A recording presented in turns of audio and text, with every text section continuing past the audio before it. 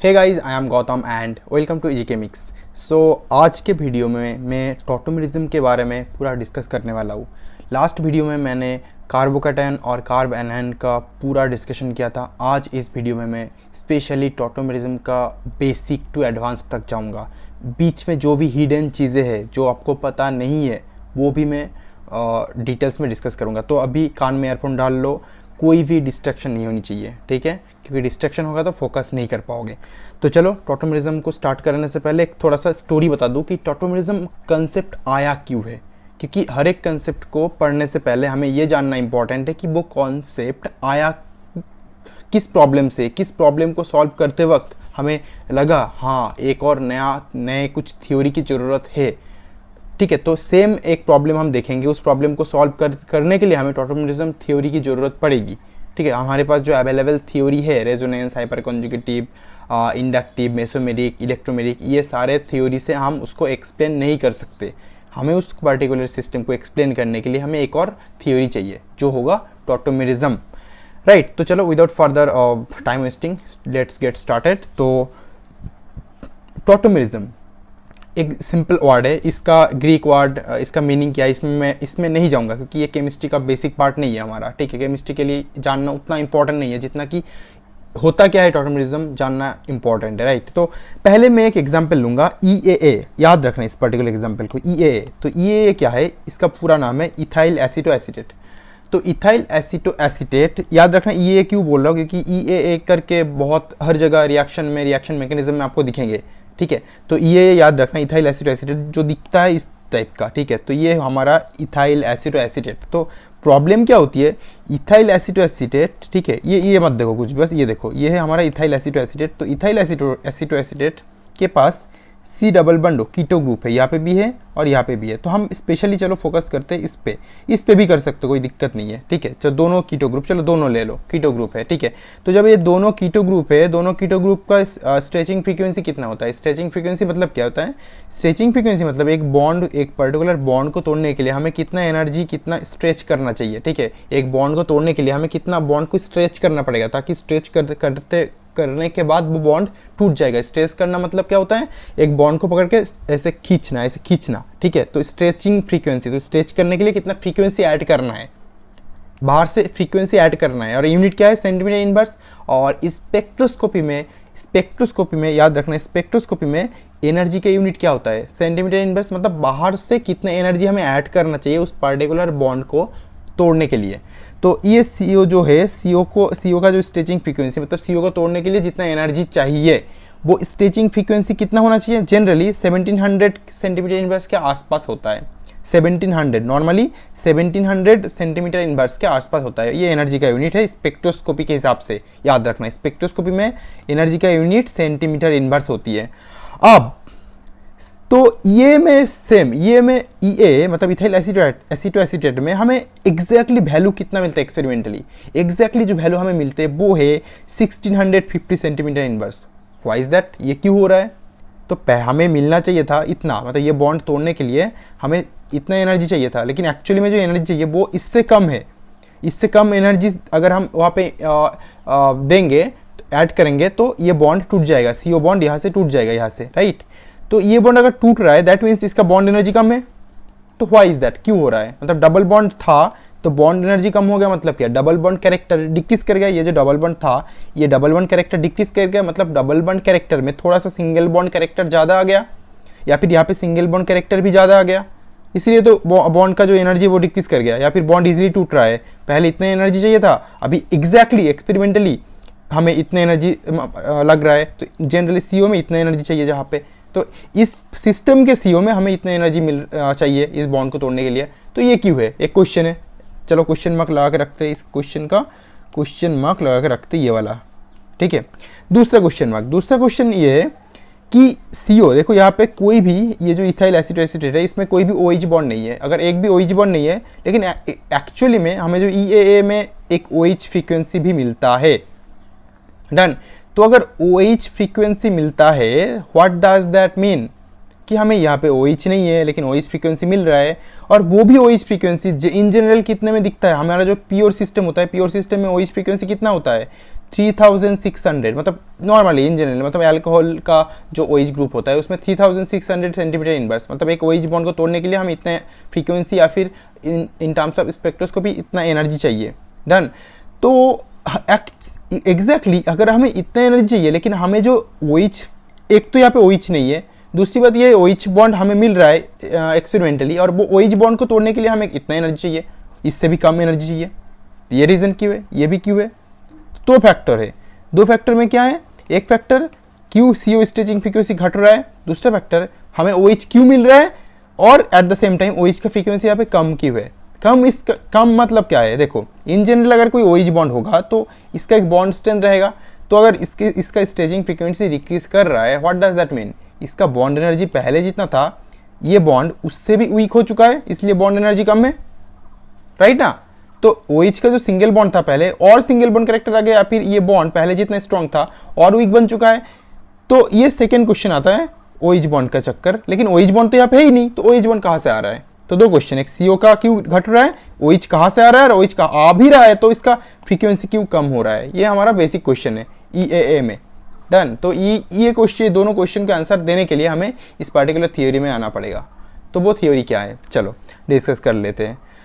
तो इसीलिए अभी क्या हुआ, देखो अगर हमारे पास ये दो फैक्टर के एक्सप्लेन करने के लिए कोई थियोरी अवेलेबल नहीं है, और यहाँ पे CO सिस्टम OH ग्रुप भी अवेलेबल है, ये हमें एक्सपेरिमेंटली मिल रहा है, इसका मतलब हमारा जो EA इथाइल एसिड सिस्टम है ये कुछ और फॉर्म में भी रह सकता है, राइट। कुछ और फॉर्म में रह सकता है, जिस फॉर्म में यहाँ पे इन दोनों CO में से या फिर कोई भी O ऑक्सीजन, ये ऑक्सीजन एटम तो ऑक्यूपाइड है, तो ये दोनों ऑक्सीजन में से कोई भी ऑक्सीजन एटम के साथ हाइड्रोजन अटैच्ड होगा, ओके OH फॉर्म करेगा और ये डबल बॉन्ड कैरेक्टर डिक्रीज कर जाएगा। लॉजिक लगा पा रहे हो क्या? देखो अगर यहाँ पे OH बॉन्ड फॉर्म करना है, ऑक्सीजन क्या करता है, दो बॉन्ड ही फॉर्म करता है हमेशा। अगर यहाँ पे एक और बॉन्ड OH फॉर्म करा तो यहाँ पे एक बॉन्ड कम होना पड़ेगा। अगर कम हो गया, सोचो यहाँ पे या फिर यहाँ पे, मुझे अभी पता नहीं है कहाँ पे होगा, बट यहाँ पे कहीं पे भी कम हो सकते हैं। अगर कम हुआ दैट मीन CO का बॉन्ड ऑर्डर, बॉन्ड स्ट्रेंथ थोड़ा सा डबल बॉन्ड से सिंगल बॉन्ड में आ जाएगा ना। अगर सिंगल बॉन्ड में आ गया तो क्या होगा, यहाँ पे CO का बॉन्ड ऑर्डर डिक्रीज हो जाएगा। देखो एक क्वेश्चन का आंसर मिल गया। डन। सेकेंड, अगर यहाँ पे सिंगल बॉन्ड हुआ और यहाँ पे OH फॉर्म हुआ तो हमें OH बॉन्ड भी मिलेगा, सेकेंड क्वेश्चन का आंसर भी मिल गया। थर्ड चीज ये है कि एट द सेम टाइम जब OH बॉन्ड फॉर्म होगा यहाँ पे या फिर यहाँ पे OH बॉन्ड, ठीक है, तब OH का स्ट्रेचिंग फ्रीक्वेंसी भी कम होगा। अगर OH बॉन्ड मान लो यहाँ पे फॉर्म हो गया, हो जाने के बाद अगर OH स्टेबल होता, मतलब प्योर OH बॉन्ड ही रहता, यहाँ पे कुछ इंटरेक्शन नहीं करता सिस्टम के साथ, मतलब OH फॉर्म हो गया बस स्टेबल हो गया, खेल खत्म, OH फॉर्म हो गया, अब उसको कुछ नहीं कर सकता। देन OH के स्ट्रेचिंग फ्रीक्वेंसी क्या होता, जितना होना चाहिए था 3600 सेंटीमीटर इनवर्स उतना ही होता, लेकिन एग्जैक्टली तो इतना होता नहीं है, इससे भी कम होता है। व्हाट डज दैट मीन कि ये OH बॉन्ड भी स्टेबल नहीं है, ये बॉन्ड, ये सिंगल बॉन्ड है ना O और H के बीच में, ये भी स्टेबल नहीं है, ये भी टूटता बनता रहता है, या फिर ये बहुत वीक बॉन्ड है, अगर वीक बॉन्ड होगा तो इजीली टूट जाएगा। इसका मतलब हमें यहाँ से हिंट मिल रहा है कि ये बॉन्ड OH बॉन्ड भी वीक है, CO का जो डबल बॉन्ड है वो पूरी तरीके से डबल बॉन्ड है नहीं, वहाँ पे सिंगल बॉन्ड कैरेक्टर भी है जिसके लिए फ्रीक्वेंसी घट रहा है, और OH फॉर्म भी यहाँ पे हो रहा है इस तरीके से, ताकि ये डबल बॉन्ड से ये हो रहा है। मतलब हमें अब लॉजिक पता चल गया कि हो क्या रहा है सिस्टम में।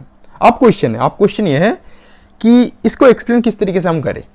डन। तो इसको एक्सप्लेन करने के लिए हमें एक थ्योरी लेके आना पड़ेगा जिसका नाम है टॉटोमेरिज्म। तो टॉटोमेरिज्म में होता क्या है, स्पेशली देखो टॉटोमेरिज्म में होता ये है कि हमारे पास जो सिस्टम है, मतलब ये दोनों जो सिस्टम है, ये पहले वाला ये सेकंड वाला जो मैंने अभी ड्रॉ किया, अभी इसमें देखो, इस पे मैंने क्या किया, ये जो दो CH2 के जो दो हाइड्रोजन थे, मैंने क्या बोला था, जो डबल बॉन्ड होता है या फिर डबल बॉन्ड सिस्टम होता है उसका बाजू वाला कार्बन क्या होता है, अल्फा कार्बन। तो इसको हम क्या बोलेंगे, अल्फा कार्बन। अल्फा हाइड्रोजन के साथ जो अल्फा कार्बन के साथ जो हाइड्रोजन अटैच रहता है उसको हम क्या बोलते हैं, अल्फा हाइड्रोजन। तो अल्फा कार्बन और अल्फा हाइड्रोजन, दैट मीन्स ये अल्फा हाइड्रोजन अपना पोजिशन चेंज करेगा। किस तरीके से करेगा, लेट मी शो यू।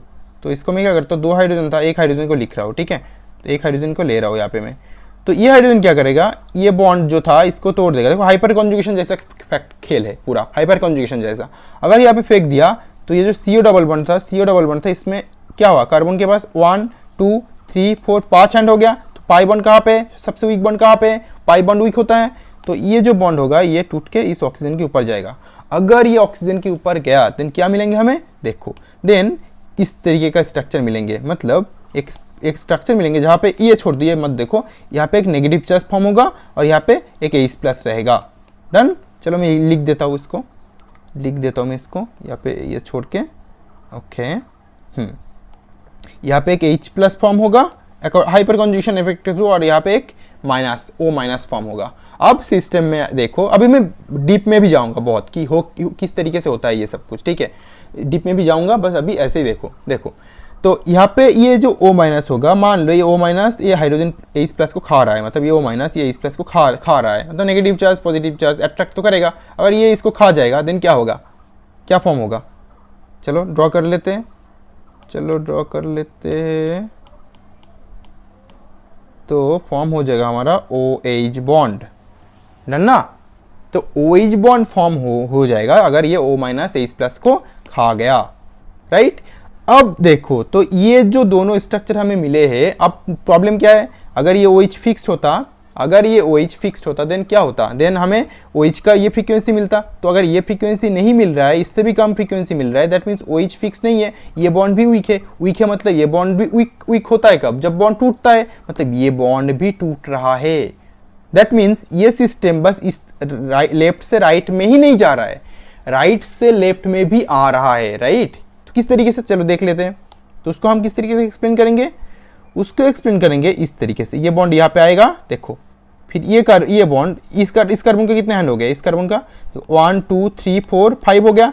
तो पाई बॉन्ड कहाँ, ये वाला है पाई बॉन्ड, या फिर ये वाला है, एक है पाई बॉन्ड। तो एक पाई बॉन्ड को हम तोड़ देंगे, तोड़ के ये कार्बन के थ्रू आके यहाँ पे नेगेटिव चार्ज फॉर्म हो जाएगा। ओके, अगर यहाँ पे नेगेटिव चार्ज फॉर्म हो गया, यहाँ पे अगर नेगेटिव चार्ज फॉर्म हो गया, वो नेगेटिव ये जो हाइड्रोजन था ये H+ फॉर्म होगा, H+ फॉर्म करेगा, क्योंकि ये बॉन्ड टूट रहा है, टूटने के बाद क्या H+ रहेगा, तो A- को खा जाएगा। अगर खा गया तो हमें क्या मिलेंगे, सेम स्ट्रक्चर, यहाँ पे H ऐड हो जाएगा, यहाँ पे डबल बॉन्ड O हो जाएगा। ओके, तो मैं ये दोनों लिख नहीं रहा हूँ अभी, बस मैं समझा रहा हूँ। तो देखो आप इस तरीके से समझ जाओ, राइट। तो यहाँ पे H+ जनरेट हो रहा है, यहाँ पे माइनस जनरेट माइनस+ को खा जाएगा तो बन जाएगा CH, और यहाँ पे डबल बॉन्ड O तो फॉर्म हो ही रहा है इस तरीके से। देखो, तो ये दोनों स्ट्रक्चर हमें मिल गए। अगर ये दोनों स्ट्रक्चर जब हमें मिल चुके हैं, मतलब हम ये जो स्पेक्ट्रल बॉन्ड स्ट्रेंथ का जो सीरीज था, वैल्यूज था, उसको हम एक्सप्लेन कर सकते हैं, राइट। तो ये था टॉटोमेरिज्म का बेसिक कंसेप्ट। डीप में मैं जा रहा हूँ अभी, रुको, ठीक है, कंसंट्रेट करो, बहुत सारे कुछ नए बताऊंगा चीज़ें। अब प्रॉब्लम ये है, कुछ क्वेश्चन अराइज होता है। क्वेश्चन ये है कि ये H टूटेगा क्यों, फर्स्ट क्वेश्चन, या फिर मैं इस तरफ ही क्यों मैंने H को शिफ्ट किया है, CO तो इस तरफ भी है, तो इस तरफ भी मैं शिफ्ट कर सकता था, है ना। पहले क्वेश्चन क्या है, ये H टूटेगा क्यों, चलो आंसर कर लेते हैं। तो ये जो हाइड्रोजन एटम है, ये क्यों टूटेगा, देखो, ये जब टूट रहा है यहाँ पे क्या बन रहा है, H+ बन रहा है ना, राइट, H+ बन रहा है, तो H+ बनेगा, मतलब ये जो बॉन्ड है, ये बॉन्ड टूट के यहाँ पे जा रहा है, मतलब यहाँ पे रह रहा है क्या, H+ हाइपर कॉन्जुगेशन जैसा। तो H+ कब बनेगा, या फिर H+ बनेगा क्यों, ये बॉन्ड टूटेगा क्यों, अगर ये बॉन्ड वीक होगा तो अभी टूटेगा। वीक कब होगा, जब बॉन्ड में इलेक्ट्रॉन डेंसिटी डिक्रीज हो जाएगा। इलेक्ट्रॉन डेंसिटी कब डिक्रीज होगा, जब इलेक्ट्रॉन को कोई और खींचेगा। तो देखो, ये जो CO ग्रुप है, ये क्या इफेक्ट शो करता है, -I और -R इफेक्ट शो करता है, -I -R इफेक्ट शो करता है। अगर ये -I और -R इफेक्ट शो कर रहा है, देन ये पूरा बॉन्ड का जो इलेक्ट्रॉन डेंसिटी अपनी तरफ खींचेगा। अगर खींचेगा तो ये बॉन्ड वीक हो जाएगा। अगर वीक होगा, सिस्टम से H+ निकल जाएगा इजीली, हाइड्रोजन एज प्रोटॉन निकल सकता है। अगर निकल सकता है तो हम क्या बोल सकते हैं इस हाइड्रोजन को, एसिडिक हाइड्रोजन, है ना। एसिडिटी बेसिडिटी का वीडियो देख लिया ना, उसमें पूरे डिटेल्स में मैंने बता दिया, समझा दिया था। चलो, तो ये हो गया हमारा एसिडिक हाइड्रोजन। तो ये टूट क्यों रहा है, क्योंकि ये बॉन्ड वीक है और ये हाइड्रोजन एसिडिक है, दोनों सही है, दोनों घुमा फिरा के बोल सकते हैं हम।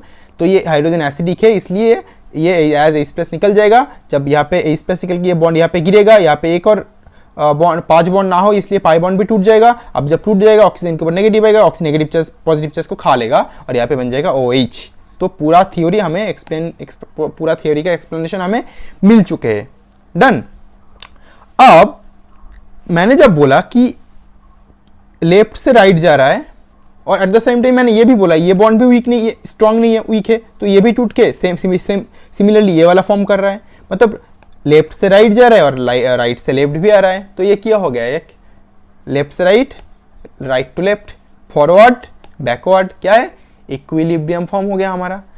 तो यहाँ पे एक इक्विलिब्रियम फॉर्म होता है, इस इक्विलिब्रियम का नाम क्या पता है, देखो एक बार लेफ्ट से राइट जा रहा है, एक बार लेफ्ट से राइट जा रहा है और at the same time right से लेफ्ट आ रहा है, मतलब एक डायनामिक सिस्टम है ये, कांस्टेंट नहीं, एक बार लेफ्ट से राइट गया, राइट में फिक्स्ड हो गया, नॉट लाइक दैट, राइट जा रहा है, लेफ्ट आ रहा है, लेफ्ट से फिर से right, right to left, continuously हो रहा है सिस्टम में। दैट मीन्स ये एक डायनामिक सिस्टम है, ये एक डायनामिक सिस्टम, डायनामिक इक्विलिब्रियम में है सिस्टम, सिस्टम डायनामिक इक्विलिब्रियम में है। तो एज सिस्टम डायनामिक इक्विलिब्रियम में है, तो इसलिए हमें ये जो दोनों स्ट्रक्चर्स मिल रहे हैं, वन ये मान लो वन, ये मान लो टू, ये दो स्ट्रक्चर मिल रहा है और ये दोनों स्ट्रक्चर एक ही सिस्टम का है ना, ये तो इथाइल एसिटोएसीटेट EAA का ही है, तो अगर EAA का ही है दोनों स्ट्रक्चर 1 2, ठीक है, दो अलग अलग फॉर्म है और दो अलग अलग फॉर्म को क्या बोलेंगे फिर हम, दो अलग अलग फॉर्म को हम ये बोलेंगे 1 और 2 क्या है एक दूसरे का, टॉटोमर्स। अब टॉटोमर्स मतलब ये वर्ड किस तरीके से कोरिलेट करोगे, आपको पता है ना आइसोमेरिज्म क्या होता है और आइसोमर्स क्या होता है, सेम मॉलिक्यूलर फॉर्मूला रहता है, बस स्ट्रक्चर डिफरेंट रहता है, और अगर स्ट्रक्चर डिफरेंट रहेगा उसका फिजिकल और केमिकल प्रॉपर्टीज डिफरेंट हो जाएगा, मॉलिक्यूलर फॉर्मूला सेम है। एग्जांपल दे दो, चलो मान लो ये ले लो, बस अंडरस्टैंडिंग के लिए दे रहा हूँ, CH3 CH2 CH2 CH3 और CH3 CH2 sorry CH3 another CH3, तो देखो दोनों का जो नंबर ऑफ एटम्स दोनों स्ट्रक्चर में सेम है, बट डिफरेंस कहाँ पे है, इनका स्ट्रक्चर डिफरेंट है। अगर स्ट्रक्चर डिफरेंट है तो इसका बॉइलिंग पॉइंट, फिजिकल प्रॉपर्टीज भी डिफरेंट, केमिकल प्रॉपर्टीज भी अलग अलग होगा, अलग अलग प्रोडक्ट्स मिलेंगे हमें, जैसे कि इसका बॉइलिंग पॉइंट मेल्टिंग पॉइंट ज़्यादा होगा, इसका कम होगा, तो इस तरीके का। तो ये दोनों क्या है, एक दूसरे का आइसोमर्स, ये दोनों एक दूसरे का आइसोमर्स है, राइट। और ये जो फेनोमेना, ये जो मान लो एक दूसरे में ट्रांसफर अगर हो सकता था, ठीक है, ये जो एक ही मॉलिक्यूलर फॉर्मूला है बट स्ट्रक्चर डिफरेंट है, तो ये जो फेनोमेना हमें मिल रहा है इसको हम क्या बोलते हैं, आइसोमेरिज्म। डन, ये तो क्लास 9-10 में आपको ऑलरेडी पता था।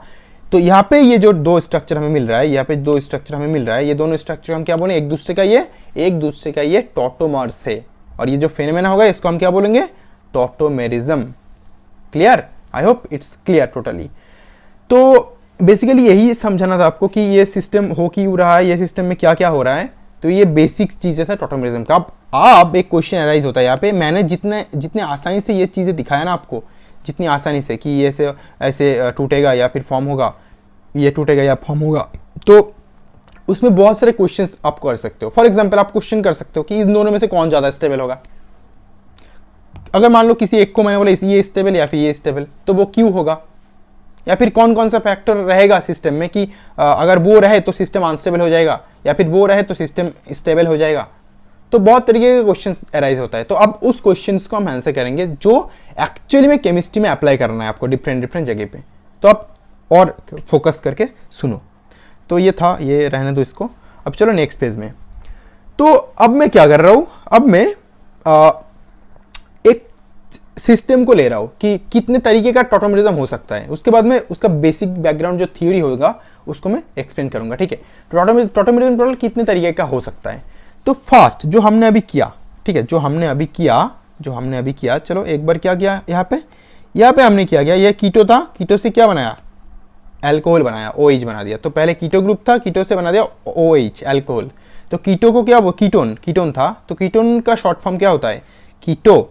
चलो पहले एक लिख लेता हूँ मैं यहाँ पे, टाइप्स ऑफ टॉटोमेरिज्म। ओके, तो पहले क्या था, चलो मैं शॉर्टकट करता हूँ, C डबल बॉन्ड O था, यहाँ पे CH था, बस और कुछ नहीं लिखूंगा मैं। तो ये क्या है, ये एक कीटोन था, तो कीटोन से मैं लूँगा कीटोन, और ये फॉर्म किस तरीके से हो रहा है, इस तरीके से और इस तरीके से फॉर्म क्या हो रहा है हमें, COH double bond C, right. तो इसको हम क्या बोलेंगे, ये क्या है, OH है, alcohol, right. IUPAC according to IUPAC नाम कीटो का, मान लो कीटो का शॉर्ट फॉर्म क्या है, कीटोन का शॉर्ट फॉर्म ये है कीटो, ये है कीटो, और अल्कोहल का शॉर्ट फॉर्म क्या है? ऑल, पता है ना? तो ये होगा ऑल। तो बस यहाँ पे बताओ, यहाँ पे पहले कीटो था, हाँ, लेकिन यहाँ पे बस कीटो ही, ऑल ही क्या फॉर्म हो रहा है? नहीं ना, यहाँ पे तो एक एल्किन भी फॉर्म हो रहा है ना।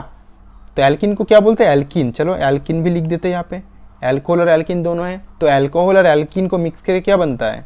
इन प्लस ऑल, कीटो। इसीलिए हम इसको बोलते हैं, ये जो टॉटोमेरिज्म इसको बोलते हैं कीटो इनॉल टॉटोमेरिज्म।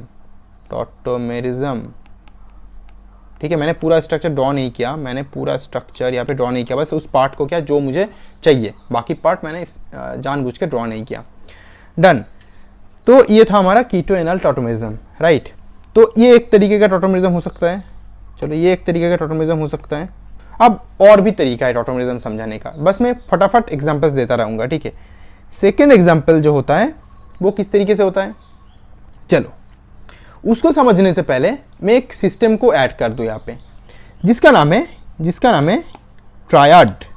याद रखो, हमने बस एक ही एग्जाम्पल किया, फर्स्ट ये वाला, राइट। अभी तक हमने एक ये वाला एग्जाम्पल ही किया, तो इसको मैं टाइम क्यों दे रहा हूँ? इसको समझाते हुए मैं पूरे टॉटोमेरिज्म को समझा दूंगा, बाकी एप्लीकेशन इसी को रेप्लिकेट करके होगा। डन।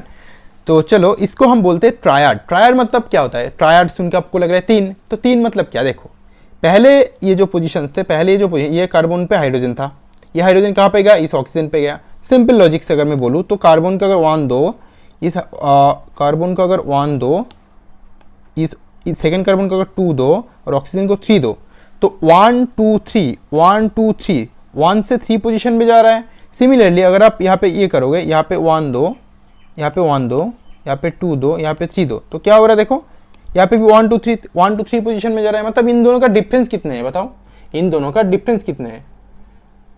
इन दोनों का डिफरेंस ये है कि 1 और 3, 1 2 3, मतलब डिफरेंस 3 है। तो इसीलिए ये जो सिस्टम होते हैं, जहाँ पे टॉटोमेरिज्म शो होता है, इसको हम बोलते हैं ट्रायड सिस्टम। क्योंकि अगर और डिस्टेंस रहा तो ऐसे टॉटोमेरिज्म नहीं हो पाएगा। हाइपर कॉन्जुगेशन टाइप सिस्टम होना चाहिए हमारे पास, तो टॉटोमेरिज्म नहीं हो पाएगा, राइट। तो टॉटोमेरिज्म में यहाँ पे क्या शिफ्ट हो रहा है? यहाँ पे H hydrogen as H+ shift हो रहा है, शिफ्ट हो रहा है, राइट। तो टॉटोमेरिज्म में H+ शिफ्ट होता है। ट्रायड मतलब क्या? ये जो 1 2 3, ठीक है, CCO, ये जो सिस्टम है इसको हम ट्रायड बोलते हैं। ये कंपलसरी नहीं है कि हमेशा ये CCO ही होगा, यहाँ पे कुछ और एटम भी रह सकता है, वो मैं बाद में आ रहा हूँ, अभी एग्जांपल्स में दूंगा आपको बहुत सारे एग्जांपल्स।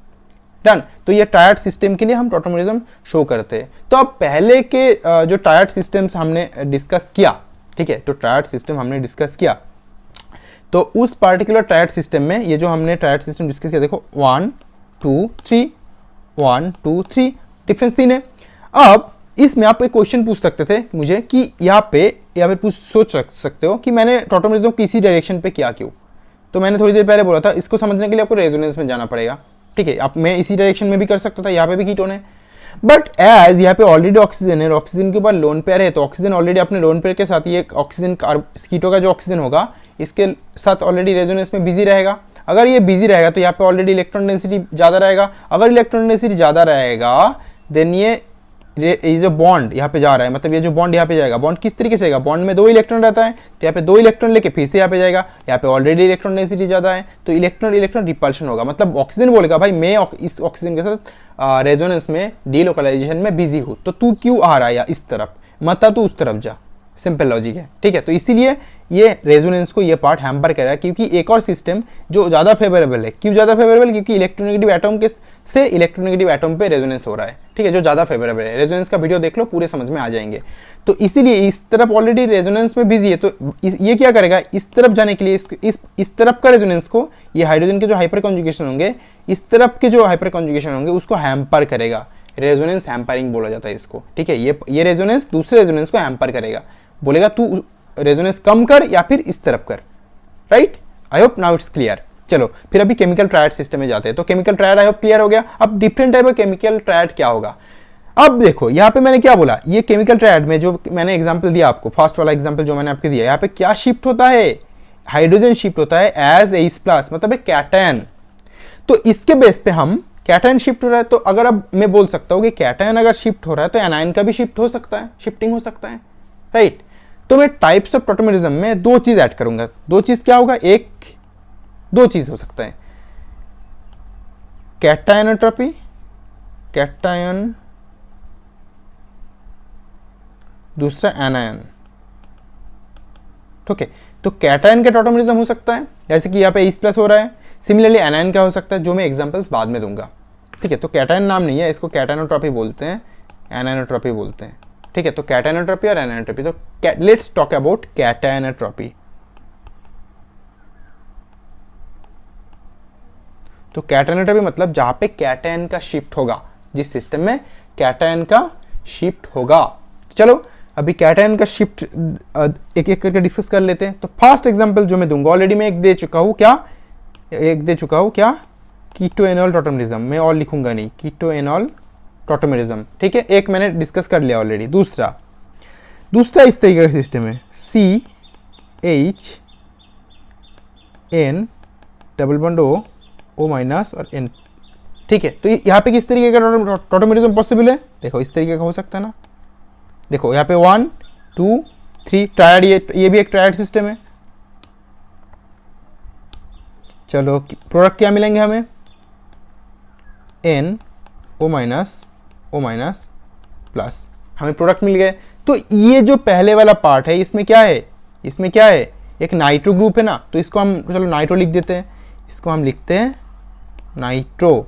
और दूसरा क्या है, दूसरा ये है, इसको हम बोलेंगे एसीनाइट्रो,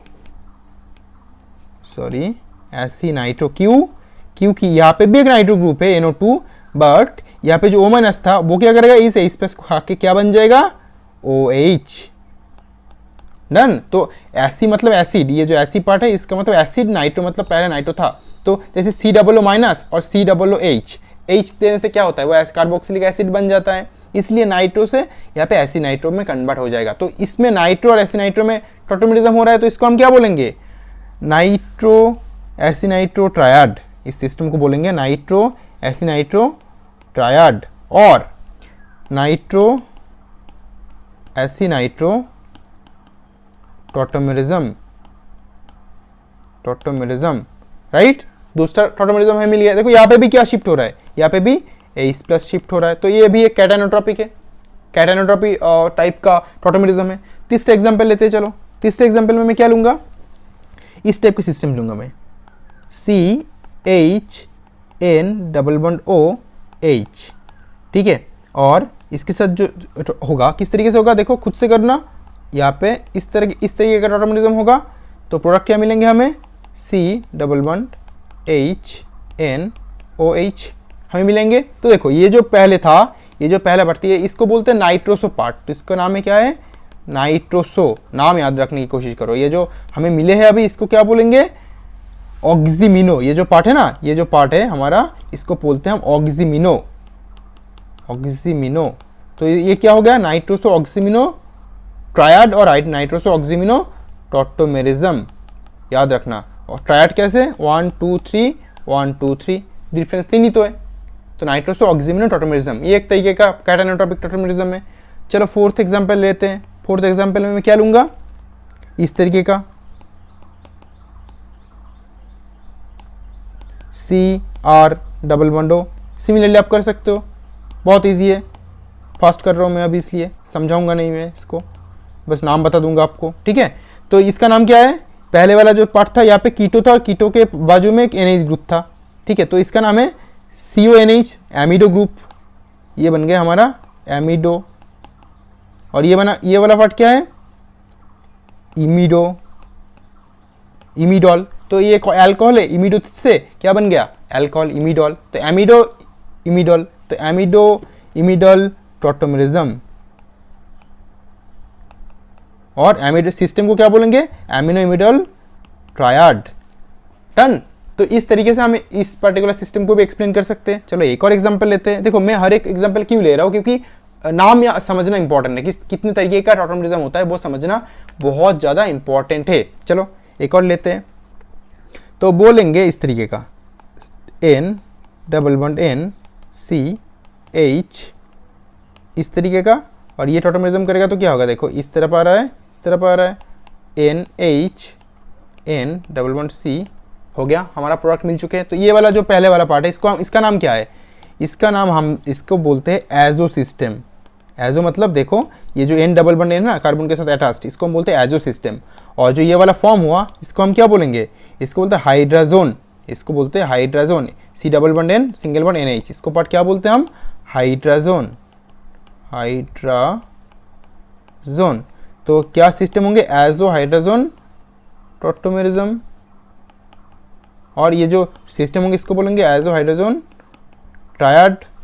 डन, चलो ये भी हो गया। अब नेक्स्ट एग्जांपल लेते हैं, नेक्स्ट सिस्टम क्या होंगे, 6 में क्या लेंगे, चलो एक और सिस्टम ले लेते हैं। ओके, ये सिस्टम हम लेंगे इस तरीके का, NH C double bond N। ये अगर टॉटोमेरिज्म करेगा किस तरीके से करेगा, इस तरीके से करेगा, N double bond C single bond N। Done, तो यहाँ पे H अटैच हो जाएगा। अब इसका नाम क्या है, देखो CN bond connect, C double bond N connected है, साथ में इस तरफ एक और सिंगल बॉन्ड N कनेक्टेड है। इसका नाम है क्या लिखूँ मैं इसको, ये जो दोनों सिस्टम देखो, दोनों सिस्टम सेम तरीके का है, देखो दोनों सिस्टम ओवरऑल सेम ही है।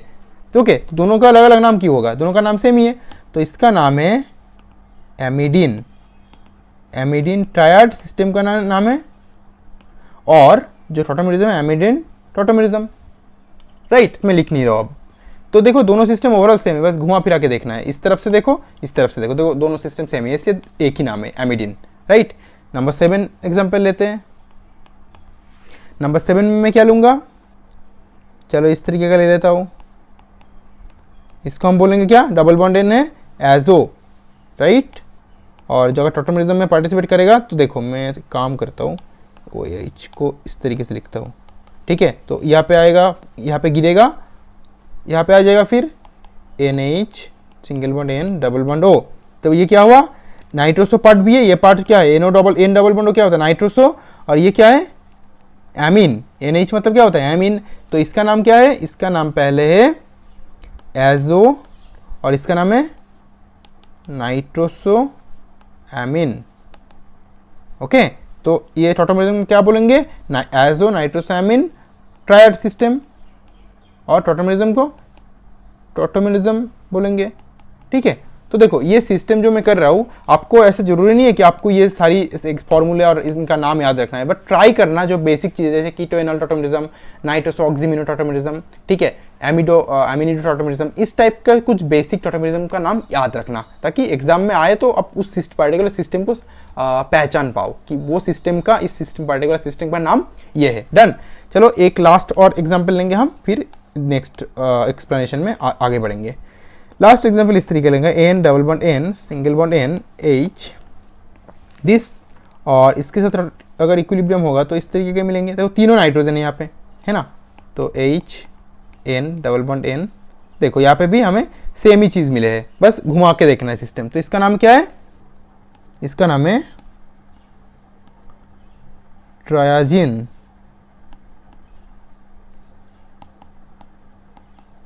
ट्रायड और ट्रायाजिन टॉटोमेरिज्म। ओके, तो ये था हमारा टोटल 8 टाइप्स के टॉटोमेरिज्म जो कैटायनोट्रॉपिक टॉटोमेरिज्म होता है। अब बताओ कैटायनोट्रॉपिक टॉटोमेरिज्म तो हमें समझ में आ गया, अब एनायनोट्रॉपिक टॉटोमेरिज्म क्या होता है, ये बुक्स में आई थिंक बहुत कम बुक्स में मिलेंगे आपको, ठीक है। एनायनोट्रॉपी, एनायनोट्रॉपिक टॉटोमेरिज्म क्या होता है, यहाँ पे क्या हो रहा था, यहाँ पे H+ का शिफ्ट हो रहा था हर बार, देखो एज H+ निकल रहा था, ये बॉन्ड इस तरफ गिर रहा था, मतलब यहाँ पे यहाँ से H+ निकल रहा था, फिर जब यहाँ पे नेगेटिव फॉर्म होता, नेगेटिव H+ को खा के NH बना रहा था, लॉजिक सिंपल है। बट यहाँ पे तो एनायनोट्रॉपी मतलब एनायन का शिफ्टिंग होना चाहिए। तो इस तरीके का एग्जाम्पल लेते हैं, चलो C यहाँ पे I अटैच्ड है, double bond sorry single bond C double bond C, इस तरीके का सिस्टम है।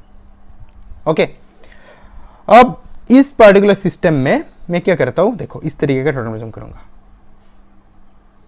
ओके, आई एम सॉरी,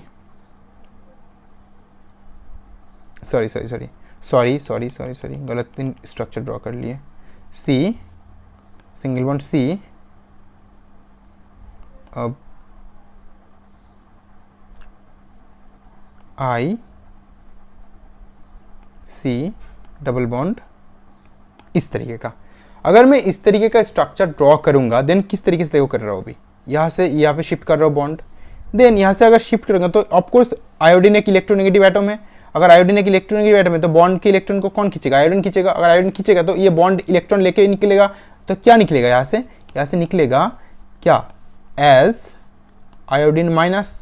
अब जब एज आयोडीन माइनस निकलेगा तो ये आयोडीन माइनस निकल रहा है और यहाँ से क्या हो रहा है, यहाँ से एक बॉन्ड हवा हो रहा है इस तरफ राइट में शिफ्ट हो रहा है, मतलब इस कार्बन के ऊपर आएगा प्लस, इस कार्बन के ऊपर आएगा प्लस, तब ये नेगेटिव ये पॉजिटिव क्या होगा, अट्रैक्शन होगा। तो ये आयोडीन जाके कहाँ पे जुड़ेगा, यहाँ पे जुड़ेगा। तो हमें प्रोडक्ट क्या मिलेंगे, जो टॉटोमेरिक स्ट्रक्चर क्या मिलेंगे, टॉटोमर क्या मिलेंगे, टॉटोमर मिलेंगे इस तरीके के structure, C single bond C double bond C।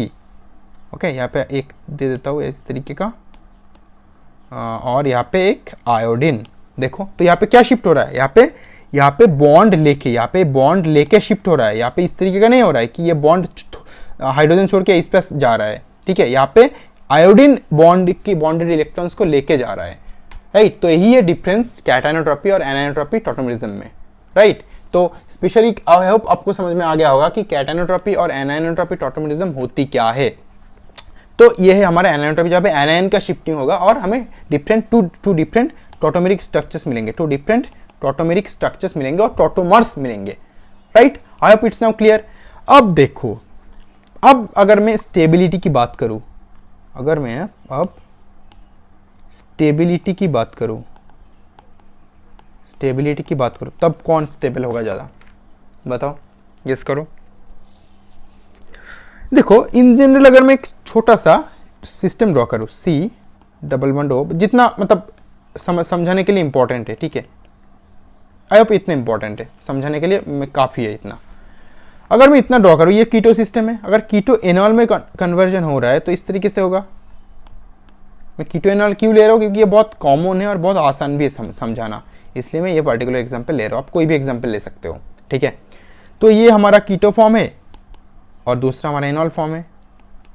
अब देखो इन दोनों में प्रॉब्लम क्या है, इन दोनों में कौन से फॉर्म का स्टेबिलिटी ज़्यादा होंगे, ये हमें ढूंढना है। और स्पेशली कीटो एनॉल में ही हम ज़्यादा ढूंढेंगे, क्योंकि एज मैंने बोला कि जहाँ पे C डबल बॉन्ड O रहता है कीटो एनॉल में, ये मोस्ट कॉमन, ये जो दो स्ट्रक्चर है ना, ये मोस्ट कॉमन स्ट्रक्चर है। ऑर्गेनिक केमिस्ट्री में मैक्सिमम टॉटोमेरिज्म आपको इसी सिस्टम का मिलेंगे, okay, in this level, at this level. तो आपको मैक्सिमम ये जब फेस करना है तो इस पर्टिकुलर एग्जाम्पल को लेकर समझना इंपॉर्टेंट होगा। बाय द वे बाकी तो आप लॉजिक लगा पाओगे कि इसलिए ये हो रहा है, उसलिए उस कारण से वो हो रहा है, ठीक है, उसमें कोई प्रॉब्लम नहीं है। तो इसमें से इन दोनों में से ये A और ये B, मान लो ये A ये B, A और B में कीटो और एनॉल फॉर्म में कौन ज़्यादा स्टेबल है, बताओ मुझे, किसको ज़्यादा स्टेबल बोलोगे। देखो लॉजिकली आपको ये लगेगा, अच्छा यहाँ पे तो एनॉल मतलब OH बॉन्ड है, मतलब यहाँ पे एक डबल बॉन्ड है, यहाँ पे भी एक डबल बॉन्ड है, मतलब डबल बॉन्डेड कॉन्सेप्ट से तो हम कुछ कर नहीं सकते। फिर एक और कॉन्सेप्ट लगा सकते हो कि चलो CC डबल बॉन्ड है, यहाँ पे CO डबल बॉन्ड है, तो मतलब थोड़ा दिमाग में ऐसे खिचड़ी पकड़ा होगा, राइट। लेकिन अगर सिंपल चीज़ों में अगर मैं आपको नॉर्मली बताऊँ, अगर मान लो आपने इसका बॉन्ड एनर्जी देखा, इसका बॉन्ड एनर्जी देखा, इसका बॉन्ड एनर्जी देखा, ये तीनों ही तो इंपॉर्टेंट है, बाकी चीज़ तो कॉमन है दोनों सिस्टम के लिए। सिमिलरली इसका और इसका, ये जो तीनों बॉन्ड एनर्जी देखा आपने, बॉन्ड एनर्जी, ठीक है, अगर इसका तीनों बॉन्ड एनर्जी को ऐड करेंगे और इसके जो तीन बॉन्ड एनर्जी है, बॉन्ड की एनर्जी, वो ऐड करेंगे, तो इनमें तब हमें बॉन्ड एनर्जी का डिफरेंस कितने मिलेंगे बताए, 50 किलोजूल पर मोल, 50 किलोजूल पर मोल। और ये 50 किलोजूल पर मोल किसका बॉन्ड एनर्जी ज्यादा है, इसका। दैट मीन्स सिंपल लॉजिक में, अब मैं और इसको एक्सप्लेन कर रहा हूं, that means keto form enol form से ज्यादा स्टेबल है। अगर कीटो फॉर्म ज्यादा स्टेबल है, व्हाट डज दैट मीन कि ये मैंने ये क्या बोला, एकदम फास्ट में क्या बोला था मैंने कि कहा गया ये वाला, हाँ, डायनेमिक इक्विलिब्रियम में रह रहा है, मतलब A और B 1 और 2 डायनेमिक इक्विलिब्रियम में रह रहा है। अगर डायनेमिक इक्विलिब्रियम में रह रहा है और ये जो कीटो फॉर्म है ज़्यादा स्टेबल है than enol form, then what will happen, keto form का कंट्रीब्यूशन ज़्यादा होगा डायनेमिक इक्विलिब्रियम में। मतलब इक्विलिब्रियम हमेशा किस तरफ शिफ्ट करेगा, लेफ्ट में, राइट। तो अगर इक्विलिब्रियम लेफ्ट पे शिफ्ट करेगा मतलब हमें सिस्टम में 99% सपोज एग्जांपल दे रहा हूँ कीटो फॉर्म मिलेंगे और 1% हमें क्या मिलेंगे, एनॉल फॉर्म मिलेंगे, है ना। तो सिस्टम में अगर जिसका कंट्रीब्यूशन ज़्यादा रहता उसका क्वांटिटी, उसका जो टोटल क्वांटिटी होता है सिस्टम में कंट्रीब्यूशन होता है वो भी ज़्यादा रहता। अगर ये ज़्यादा स्टेबल है तो पूरा सिस्टम क्या होगा, पूरा सिस्टम इसी पे रहना चाहेगा क्योंकि स्टेबिलिटी सबको पसंद है और इसमें नहीं जाएगा, मतलब ट्रांसफॉर्मेशन बहुत कम हो जाएगा, मतलब इक्विलिब्रियम पूरा लेफ्ट में शिफ्ट करेगा, राइट में थोड़ा सा इक्विलिब्रियम होगा। मतलब अगर 100 मॉलिक्यूल्स हम देखेंगे, ठीक है, तो 99 मॉलिक्यूल्स हमें ये मिलेंगे और एक मॉलिक्यूल हमें ये जो एनॉल फॉर्म में मिलेंगे EAA का या फिर ऐसे नॉर्मल सिस्टम का अगर हम ले तो, राइट। लेकिन अभी ऐसा क्या हो सकता है कि हर एक सिस्टम के लिए सिमिलर केस हो कि कीटो 99% और एनॉल 1%, मतलब कीटो का क्वांटिटी हमेशा मैक्सिमम हो और एनॉल का क्वांटिटी हमेशा एकदम मिनिमम हो। ऐसा क्या हर एक सिस्टम के लिए हो सकता है? तो इस तरीके का जो प्रॉब्लम्स होंगे कीटो और एनॉल में किसका कंट्रीब्यूशन ज़्यादा है और किसका कंट्रीब्यूशन कम है, ठीक है, इसको समझने के लिए हमें 3 फैक्टर को समझना है, ठीक है। तो हम इसको हेडिंग इस तरीके से करेंगे, कौन कौन से फैक्टर होंगे जो कीटो और एनॉल का जो कंट्रीब्यूशन होगा उसको कंट्रोल करेगा। Factors affecting the keto and enol form. तो मैं एक एग्जांपल ले रहा हूँ, कीटो और एनॉल ही ले रहा हूँ, ठीक है, बाकी फॉर्म नहीं ले रहा हूँ, मतलब जैसे कि नाइट्रोस ऑक्सीमिनो, ठीक है, इस टाइप के एग्जांपल्स नहीं रहा हूँ, कीटो और एनॉल से ही समझा रहा हूँ आपको, बाकी same is true for those also. तो कौन कौन से फैक्टर्स वो होते हैं? तो जो फर्स्ट फैक्टर्स होते हैं वो होता है एंट्रोपी फैक्टर, ठीक है। और इस पर्टिकुलर एंट्रोपी फैक्टर में हम क्या डिस्कस करेंगे, देखो अगर मैं एक एग्जांपल लूँ, ठीक है, एग्जांपल लूँ और एग्जांपल में 2 स्ट्रक्चर ड्रॉ कर रहा हूँ, डबल बॉन्ड O हाइड्रोजन है यहाँ पे, at the same time CH3 C double bond O CH2H, okay. अब ये हाइड्रोजन अल्फा हाइड्रोजन है, अल्फा कार्बन के पे है, ये हाइड्रोजन भी अल्फा कार्बन पे है, मतलब ये अल्फा हाइड्रोजन है, ये भी अल्फा हाइड्रोजन है, तो पार्टिसिपेट तो करेगा ऑफ कोर्स। तो जब ये वाला इस तरीके से करेगा और इसका एनॉल फॉर्म निकलेगा तो प्रोडक्ट क्या मिलेंगे हमें, OH, और ये जो हमें मिलेंगे ये होगा यहाँ पे, ओके, ये सेम मिलेंगे, हमें मिल गया एक। दूसरा अगर यहाँ पे अगर टॉटोमेरिज्म होगा तो क्या मिलेंगे, इस तरीके का चीज़ें, CH3COH। देखो अच्छे से एक्सपीरियंस फोकस करना है यहाँ पे। अब देखो यहाँ पे एक चीज़, जो CO था ये सिस्टम में, ये क्या सिस्टम है, ये सिस्टम है साइक्लिक, ये सिस्टम हमारा साइक्लिक, और ये सिस्टम क्या है, एसाइक्लिक। तो साइक्लिक और एसाइक्लिक सिस्टम में हम कीटो और एनॉल फॉर्म का स्टेबिलिटी और कंट्रीब्यूशन डिटरमाइन कर रहे हैं अभी। तो इसमें देखो पहले CO कीटो ग्रुप था एक, इसमें भी अच्छी बात है कीटो ग्रुप था, बाद में यहाँ पे एक डबल बॉन्डेड फॉर्म हुआ और एनॉल हुआ, मतलब इनॉल, यहाँ पे भी इनॉल हुआ।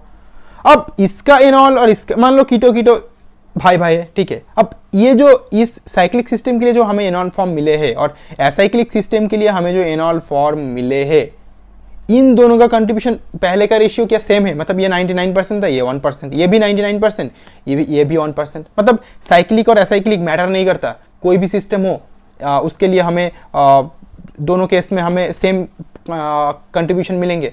Is that true? No, that is not true.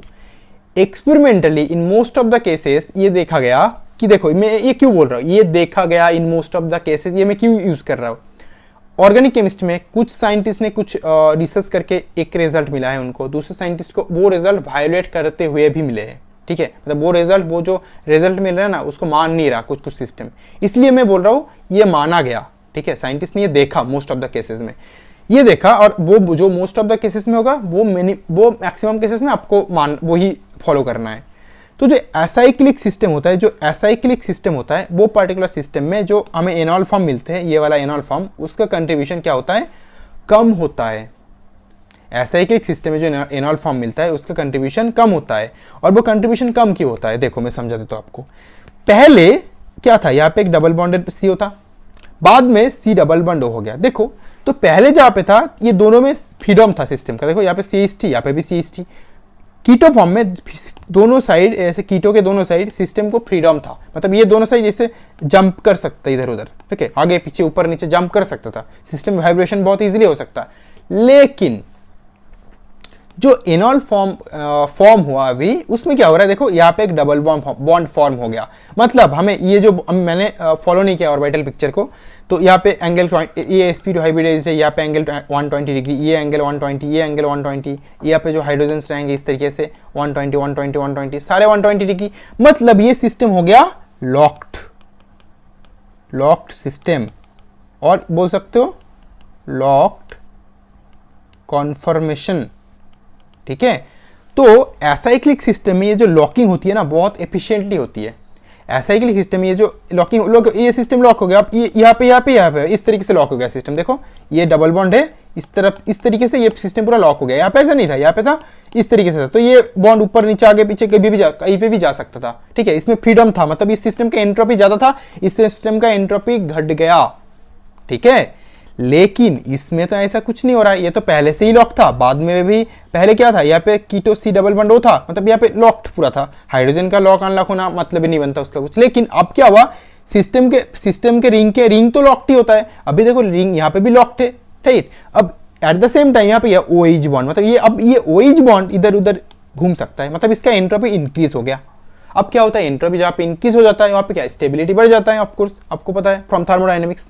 तो अगर इसके स्टेबिलिटी बढ़ेगा तो इससे ये फॉर्म होगा, इक्विलिब्रियम राइट में शिफ्ट करेगा, और इसका स्टेबिलिटी अगर ये स्टेबल नहीं बनेगा तो ये फॉर्म कम होगा, मतलब इक्विलिब्रियम राइट में कम शिफ्ट करेगा, या फिर इक्विलिब्रिया लेफ्ट में ज़्यादा शिफ्ट रहेगा, ओके। तो एट द सेम टाइम ये इक्विलिब्रियम लेफ्ट में शिफ्टेड है, ये इक्विलिब्रियम थोड़ा सा राइट में शिफ्टेड है।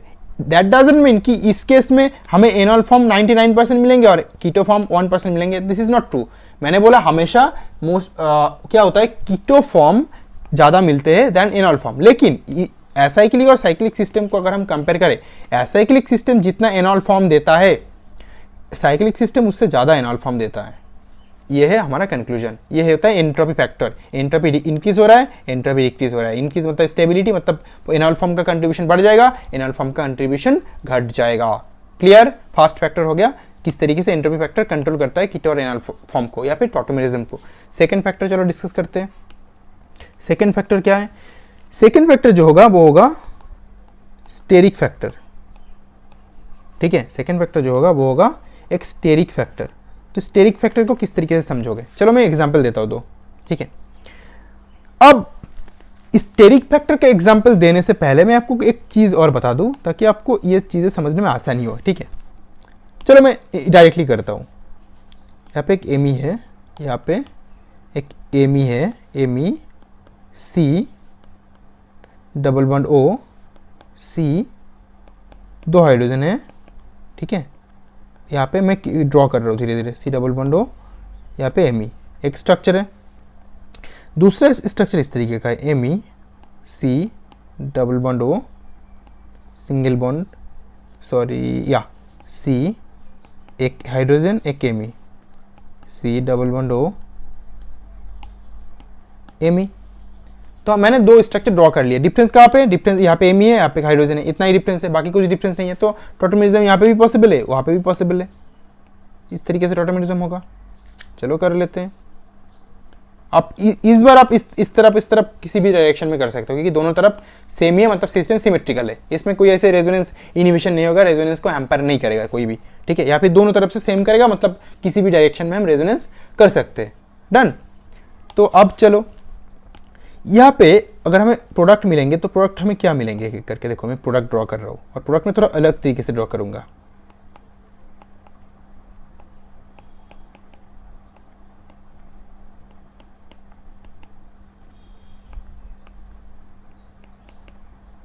ये हो गया। दूसरा मैं ड्रॉ कर रहा हूँ यहाँ पे,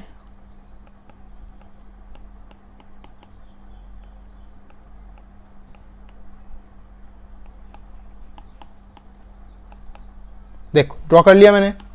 अब ये दोनों स्ट्रक्चर में मुझे देखना है, ये मान लो ए है, ये मान लो बी है, ए और बी, ठीक है। ए और बी तो अलग अलग सिस्टम है, और ये यहाँ पे हाइड्रोजन प्रेजेंट है, यहाँ पे मिथाइल प्रेजेंट है, यही डिफरेंस है बस। यहाँ पे भी हाइड्रोजन है, यहाँ पे मिथाइल है, यही डिफरेंस है बस। तो ये दोनों सिस्टम में कौन ज़्यादा स्टेबल है, कौन कम स्टेबल है, मतलब ये दोनों सिस्टम में किसका, मतलब यहाँ पे भी क्या है, एनॉल फॉर्म का, कीटो फॉर्म का कंट्रीब्यूशन ज़्यादा है देन एनॉल फॉर्म, राइट। यहाँ पे भी कीटो फॉर्म का कंट्रीब्यूशन ज़्यादा है देन एनॉल फॉर्म। तो ये दोनों सिस्टम में कौन से एनॉल फॉर्म का कंट्रीब्यूशन, कौन से एनॉल फॉर्म का कंट्रीब्यूशन कॉम्पेरेटिवली ज़्यादा है, मतलब इसके रिस्पेक्ट में ये या फिर इसके रिस्पेक्ट में ये, इसका मान लो 99% और 1%, या फिर इसका भी 99% और 1%, ऐसा तो नहीं होगा क्योंकि थोड़ा सा ही सिस्टम अलग है, तो कंट्रीब्यूशन एनॉल का अलग अलग हो जाएगा। तो यहाँ पे मैंने क्यों इस तरीके से टेढ़ा मेढ़ा करके पिक्चर ड्रॉ किया, क्योंकि देखो यहाँ पे एक पॉसिबिलिटी है, आप देख पा रहे हो कि आप वो पॉसिबिलिटी ये है कि यहाँ पे हाइड्रोजन बॉन्डिंग होता है, देखो दोनों सिस्टम में। और अब इस हाइड्रोजन बॉन्डिंग से हमें एक चीज़ पता चल रहा है, पता है क्या वो चीज़ ये है कि जो एनॉल फॉर्म अगर ज़्यादा स्टेबल है, ठीक है, तो कीटो फॉर्म अगर ज़्यादा स्टेबल है, मैंने गलत उल्टा बोला, कीटो फॉर्म अगर ज़्यादा स्टेबल है हमेशा, तो एनॉल फॉर्म क्यों हो रहा है, एनॉल फॉर्म में क्यों जा रहा है, वो इक्विलिब्रियम में क्यों है, ये फॉर्म ही क्यों हो रहा है। दैट मीन्स इसमें भी स्टेबिलिटी थोड़ा सा रहना चाहिए, है ना, तो इसमें भी रहना चाहिए, ऐसे जरूरी नहीं है कि हमेशा रहेगा, बट इसमें भी रहेगा स्टेबिलिटी। तो यहाँ पे देखो इस टाइप के सिस्टम में जब दो कीटो ग्रुप है इस ऐसे पोजीशन में, तब यहाँ पे हाइड्रोजन बॉन्डिंग पॉसिबल होता है। अब जब हाइड्रोजन बॉन्डिंग पॉसिबल होता है तो 1 2 3 4 5 6 मेंबर रिंग भी फॉर्म हो रहा है थ्रू इलेक्ट्रोस्टैटिक इंटरेक्शन यहाँ पे। तो जब 6 मेंबर रिंग फॉर्म हो रहा है यहाँ पे या फिर यहाँ पे, तो सिस्टम तो स्टेबल बन रहा है ना, मतलब एनॉल फॉर्म भी स्टेबल बन रहा है। अब जब एनॉल फॉर्म स्टेबल बन रहा है पूरे सिस्टम में, तो हम बोल सकते हैं ना कि एनॉल फॉर्म का कंट्रीब्यूशन बढ़ रहा है। लेकिन अगर मैं इस टाइप के सिस्टम लूँ जहाँ पे एनॉल फॉर्म तो है लेकिन यहाँ पे हाइड्रोजन बॉन्डिंग पॉसिबल नहीं है, दैट मीन्स इस टाइप के सिस्टम के साथ अगर मैं इस टाइप के सिस्टम को कंपेयर करूँ, तो इसका एनॉल फॉर्म और इसके एनॉल फॉर्म में किसका एनॉल फॉर्म का कंट्रीब्यूशन ज़्यादा रहेगा, इसका एनॉल फॉर्म का कंट्रीब्यूशन ज़्यादा रहेगा, क्योंकि यहाँ पे हाइड्रोजन बॉन्डिंग फॉर्म हो रहा है और ये एनॉल ज़्यादा स्टेबल है देन ये एनॉल। और अगर ये एनॉल ज़्यादा स्टेबल है तो इसका ऑटोमेरिक इफेक्ट में कंट्रीब्यूशन भी ज़्यादा रहेगा या फिर इसका भी ज़्यादा रहेगा देन ये वाला और ये वाला। क्लियर हो गया ना। अब अगर मैं इन दोनों में कंपेयर करूं, यहां पे आ जाएगा स्टेरिक फैक्टर। स्टेरिक मतलब क्या होता है, रिपल्शन होता है एक टाइप का। तो रिपल्शन कहां पे होगा, देखो दोनों में हाइड्रोजन बॉन्डिंग पॉसिबल है, मतलब दोनों सिस्टम स्टेबल होने का कोशिश करेगा। अब कौन कम स्टेबल होगा, कौन ज्यादा स्टेबल होगा, जो ज्यादा स्टेबल होगा उसका कंट्रीब्यूशन ज्यादा होगा, जो कम स्टेबल होगा उसका कंट्रीब्यूशन कम होगा। तो यहाँ पे हाइड्रोजन है, कोई भी रिपल्शन नहीं होता यहाँ पे। लेकिन यहाँ पे मिथाइल है, रिपल्शन होता है ये मिथाइल से बीच में, ठीक है। इस रिपल्शन का नाम क्या है बताओ, नॉन बॉन्डिंग इंटरेक्शन। ये एक नॉन बॉन्डिंग इंटरेक्शन है, ये एक नॉन बॉन्डिंग रिपल्शन है। नाम क्या बताओ, नाम है वैन वाल्स रिपल्शन। इसका नाम है वैन वाल्स रिपल्शन और ये एक नॉन बॉन्डिंग इंटरेक्शन है, राइट। तो ये इस तरीके के नॉन बॉन्डिंग इंटरेक्शन के कारण क्या होगा, सिस्टम थोड़ा सा ही सही ये वाला अनस्टेबल होगा, है ना। ये सिस्टम में रिपल्शन हो रहा है, मतलब सिस्टम में हाइड्रोजन बॉन्डिंग फॉर्म होने के बावजूद भी सिस्टम में अनस्टेबिलिटी रहेगी। लेकिन इस सिस्टम में ऐसा कुछ नहीं रहेगा, दैट मीन्स ये ज़्यादा स्टेबल है और ये जब ज़्यादा स्टेबल है इसका कंट्रीब्यूशन भी ज़्यादा रहेगा। तो स्टेरिक फैक्टर इस तरीके से टॉटोमेरिक इफेक्ट को, टॉटोमेरिक का जो कंट्रीब्यूशन, टॉटोमर्स का जो कंट्रीब्यूशन है वो कंट्रोल करता है। दो सेकेंड फैक्टर हो गया। लास्ट एक और फैक्टर है जो बहुत ज़्यादा इंपॉर्टेंट फैक्टर है, जिसका नाम है solvent factor, solvent effect.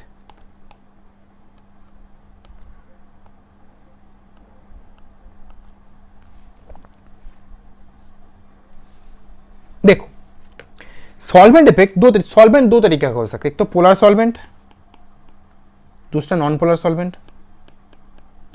Polar solvent example क्या है, H2O या फिर ETOH ethanol. Non polar solvent क्या क्या हो सकता है, चलो ले लो हेक्सेन C6H12 है ना, हेक्सेन ले लिया मैंने एक।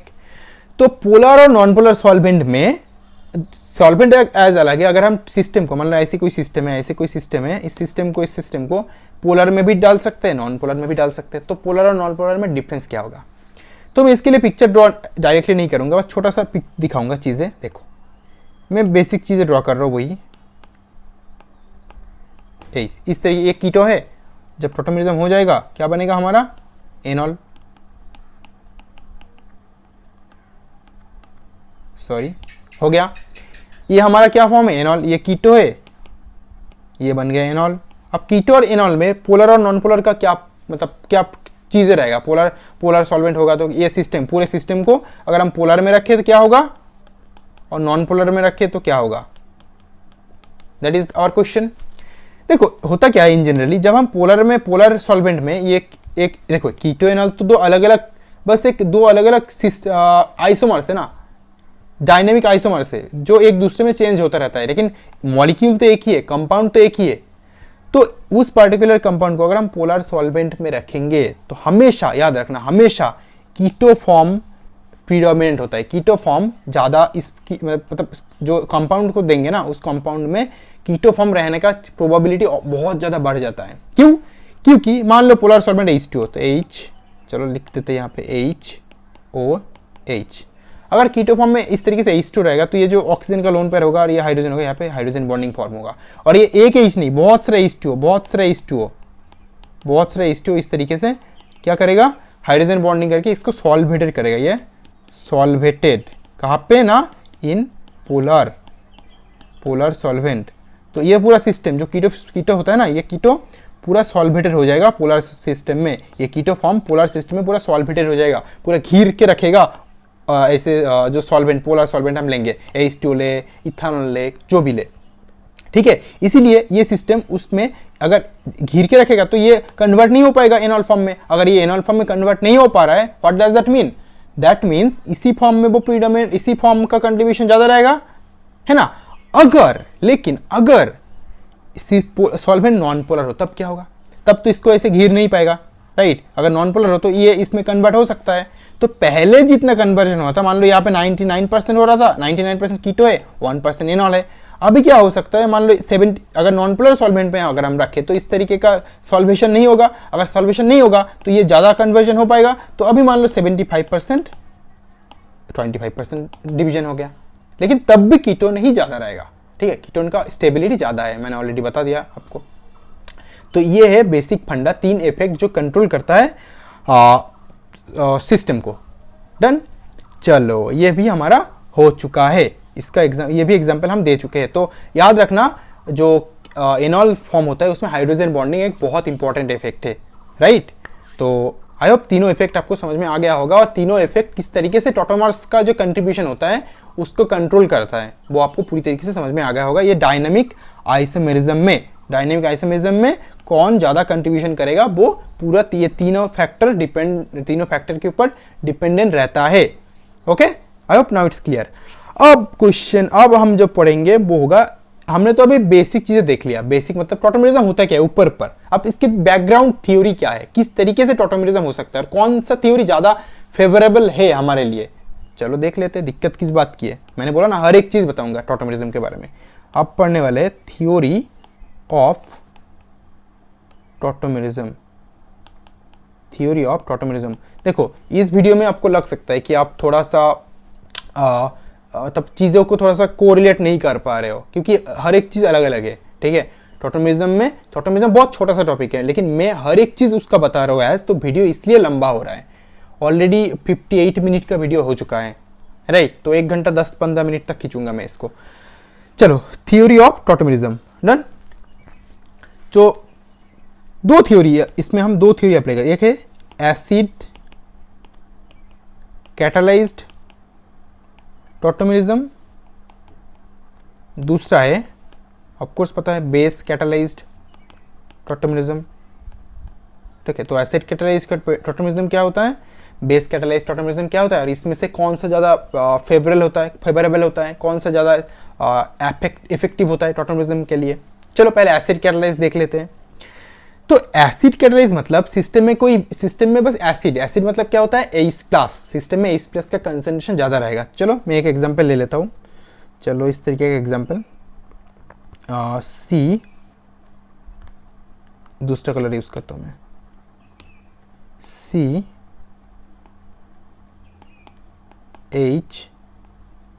Single bond C double bond OR, ठीक है। तो इस तरीके का सिस्टम होगा। इसमें एसिड कैटालाइज मतलब क्या होता है, हम क्या डिस्कस कर रहे हैं, एसिड कैटालाइज्ड। ओके, तब ये अगर सिस्टम होगा हमारा, याद रखना, ये अगर हमारा सिस्टम होगा तो क्या होगा, ये जो सिस्टम में एसिड कैटालाइज मतलब सिस्टम में बहुत सारे H+ आयंस ऑलरेडी प्रेजेंट रहते हैं। एसिड कैटालाइज मतलब सिस्टम एसिडिक मीडियम में कर रहे हैं, मतलब मान लो H2SO4 या HCl है, व्हाट डज दैट मीन, उसमें H+ का कंसंट्रेशन बहुत ज़्यादा रहेगा। तो अगर ज़्यादा रहेगा तो ये क्या होगा, ऑक्सीजन के ऊपर क्या है, अपना लोन पेयर है, खा जाएगा H+ को। सिंपल लॉजिक है, मेरे साथ प्रैक्टिस करना प्लीज़, अगर ऑर्गेनिक केमिस्ट्री को ऐसी हाथ से करना है तो। अगर ये खा गया तो यहाँ पे एक OH बॉन्ड फॉर्म हो गया पहले ही, हमें टॉटोमेरिज्म में क्या करना पड़ता, मैं बता रहा हूँ, यहाँ पे ये आता, यहाँ पे जाता, इसका ट्रांसफर यहाँ पे हो जाता है ना। तो और ये जब ट्रांसफॉर्मेशन होता ना, तब हमेशा याद रखना, ये जब ट्रांसफॉर्मेशन होता है तब होता है ये कॉन्सर्टेड प्रोसेस के through. That means know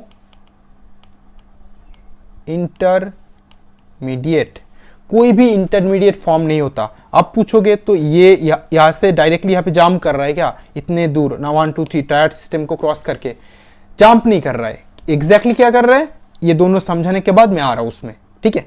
exactly क्या करता है सिस्टम, जाम्प नहीं करता यहाँ पे। तो हम बस अभी भी ये थ्योरी पढ़ रहे हैं, थ्योरी के बाद मैं एग्जैक्टली बता रहा हूँ, जब मैं टर्मोलिकुलर रिएक्शन के बारे में बताऊंगा तब। टर्मोलिकुलर रिएक्शन, ठीक है, आपने नाम नहीं सुना शायद, टर्मोलिकुलर रिएक्शन। ओके चलो, तो फिर यहाँ पे अगर इसको खा लेगा तब क्या होगा, हमें क्या प्रोडक्ट मिलेंगे, देखो अब क्या होगा, ये जो हाइड्रोजन था, ये जो हाइड्रोजन यहाँ पे अवेलेबल है, ये बॉन्ड टूट जाएगा, टूट के यहाँ पे गिरेगा, और at the same time oxygen को हम न्यूट्रल कर देंगे। और जब न्यूट्रल कर देंगे प्रोडक्ट क्या मिलेंगे हमें, मैं देखो यहाँ पे बस थ्योरी समझा रहा हूँ, ठीक है आपको। ओके, तो यहाँ पे आ जाएगा हमारा H+ अभी भी है, देखो ये H+ यहाँ पे ही है, लेकिन ये H+ में यहाँ पे ही रख रहा हूँ, ठीक है।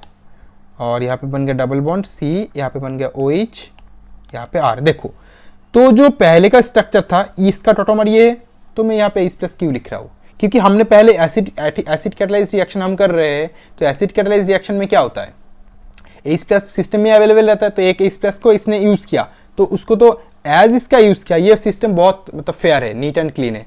अगर तुम मेरा एक यूज़ करोगे मुझे देना पड़ेगा एक, तो पहले इसका एक यूज़ किया, इसको फिर से वापस कर दिया एक, इस H+ को, हो गया ना। तो इसको यूज़ किया, बॉन्ड टूट के, बॉन्ड तोड़ के इसको वापस दे दिया।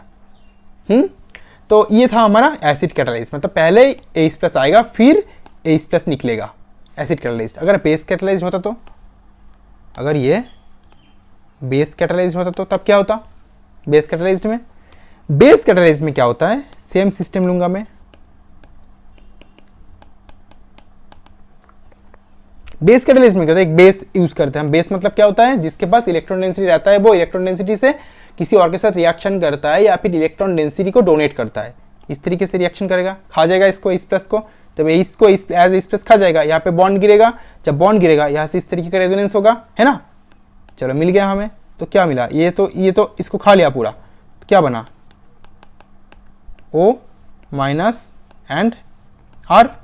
अब सिस्टम बेसिक है, pH ये फॉर्म हो गया। मान लो यहाँ पे एक क्लास दे रहे हैं हम, ये इसको खा रहा है, इसको फिर से वापस दे रहा है, बस समझने के लिए कि हो क्या किस तरीके से रहा है। अब बोलोगे तो बेस तो हमेशा H+ को अट्रैक्ट करेगा, तो बेस क्यों इसको छोड़ेगा, आ रहा हूँ मैं इसमें, ठीक है। तो ये है हमारा प्रोडक्ट, जो ये टॉटोमेरिज्म होता है, ये बेस कैटालाइज्ड है। तो अब क्या हो रहा है, देखो मैंने क्या बोला थोड़ी देर पहले, अभी भी क्या हो रहा है, यहाँ पे H+ टूट रहा है, फिर से नेक्स्ट स्टेप में जाके एक स्टेप बाद नेक्स्ट स्टेप में जाके, मतलब ये इंटरमीडिएट के थ्रू जाके हमें ये लास्ट प्रोडक्ट मिल रहा है। दैट मीन्स यहाँ पे तो इंटरमीडिएट फॉर्म हो रहा है, दैट मीन्स ये प्रोसेस क्या कंसर्टेड है।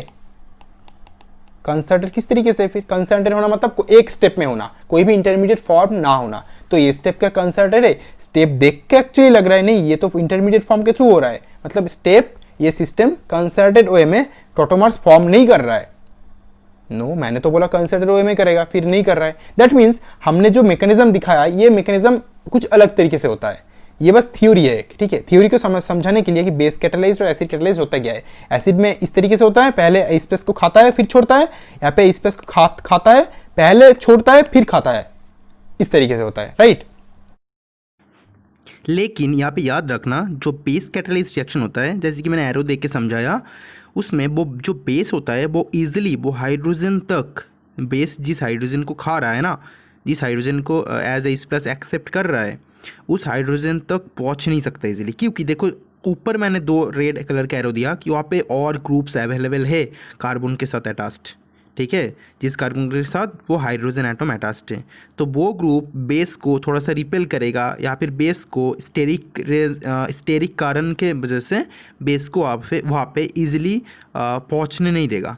लेकिन एसिड कैटालाइज्ड में ऐसा होता नहीं है। एसिड कैटालाइज्ड में क्या होता है, वो पहले डबल बॉन्डेड O का जो O रहता है वो H प्लस को खाता है, फिर बाद में जो हाइड्रोजन होता है वो इजीली सिस्टम से निकल जाता है, राइट। इसीलिए होता क्या है, बेस कैटालाइज्ड रिएक्शन से ज़्यादा एसिड कैटालाइज्ड रिएक्शन फेवरेबल होता है। ओके, तो ये दोनों डिफरेंस है।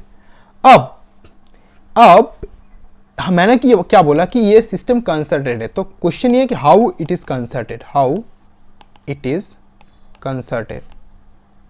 तो जब हम ये टॉटोमेरिज्म करेंगे ना, हमको सॉल्यूशन में, सिस्टम में कुछ न कुछ सॉल्यूशन रखना पड़ेगा जहाँ पे इस प्लस या फिर वाटर टाइप का न्यूट्रल सिस्टम हो, राइट।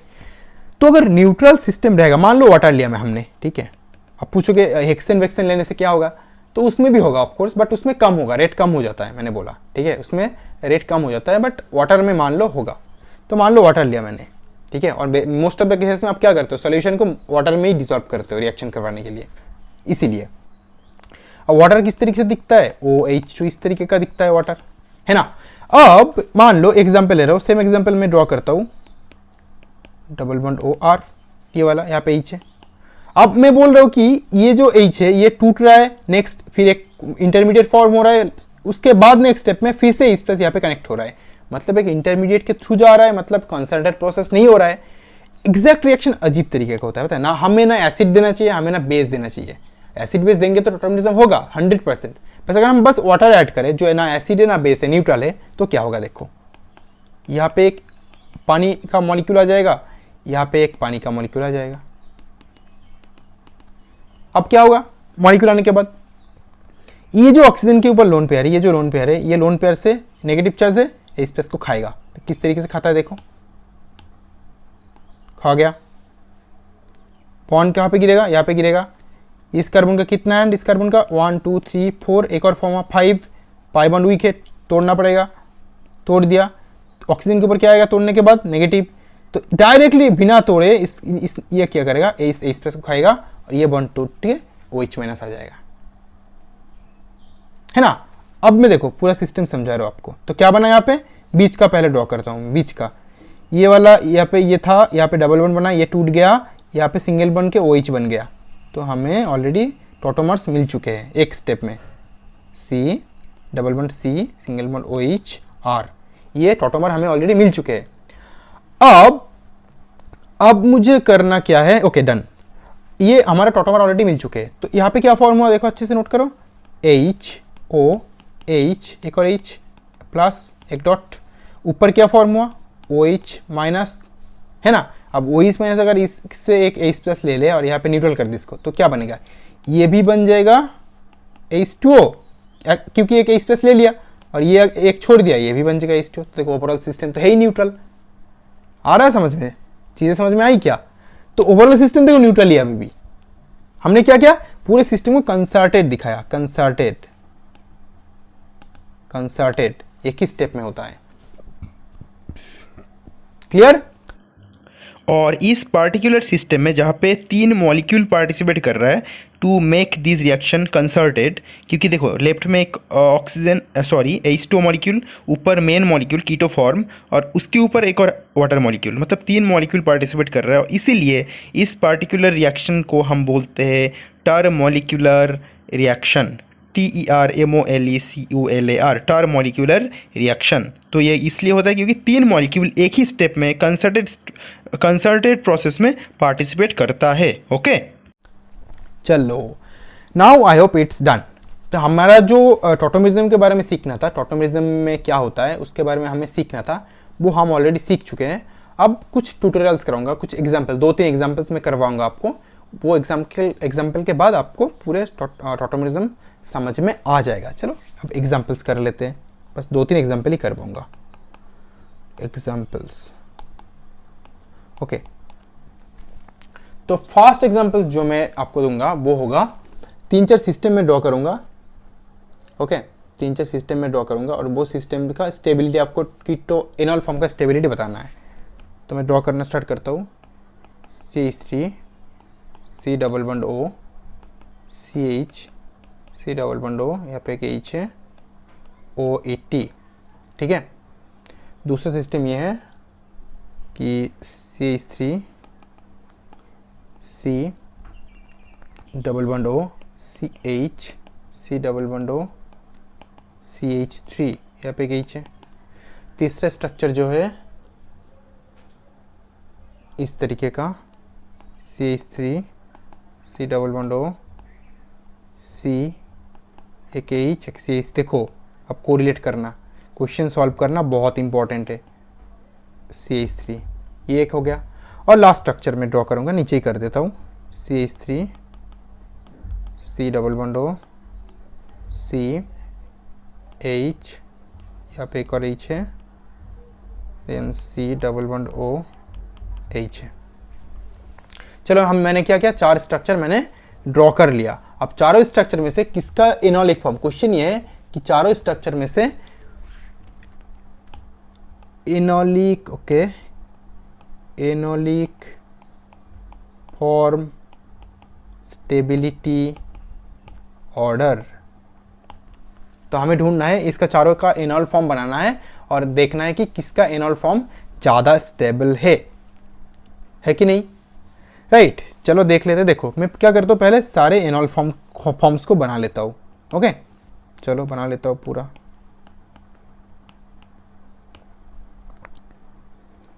और मैं साइक्लिक सिस्टम जैसे बनाऊंगा। ठीक है,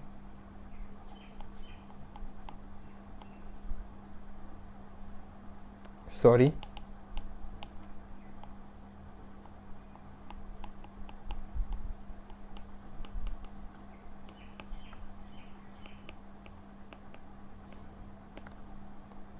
ओके, एक हो गया।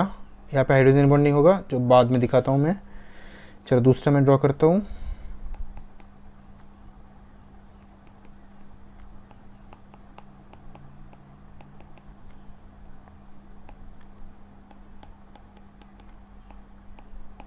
दूसरा भी हो गया, तीसरा ड्रॉ कर लेता हूँ। यहाँ पे एक CH3 होगा,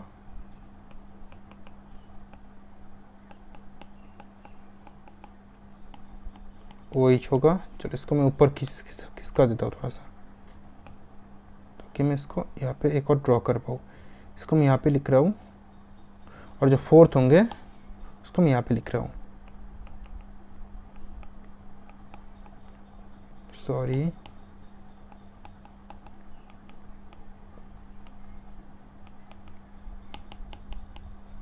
इस तरीके का प्रोडक्ट हमें मिलेंगे।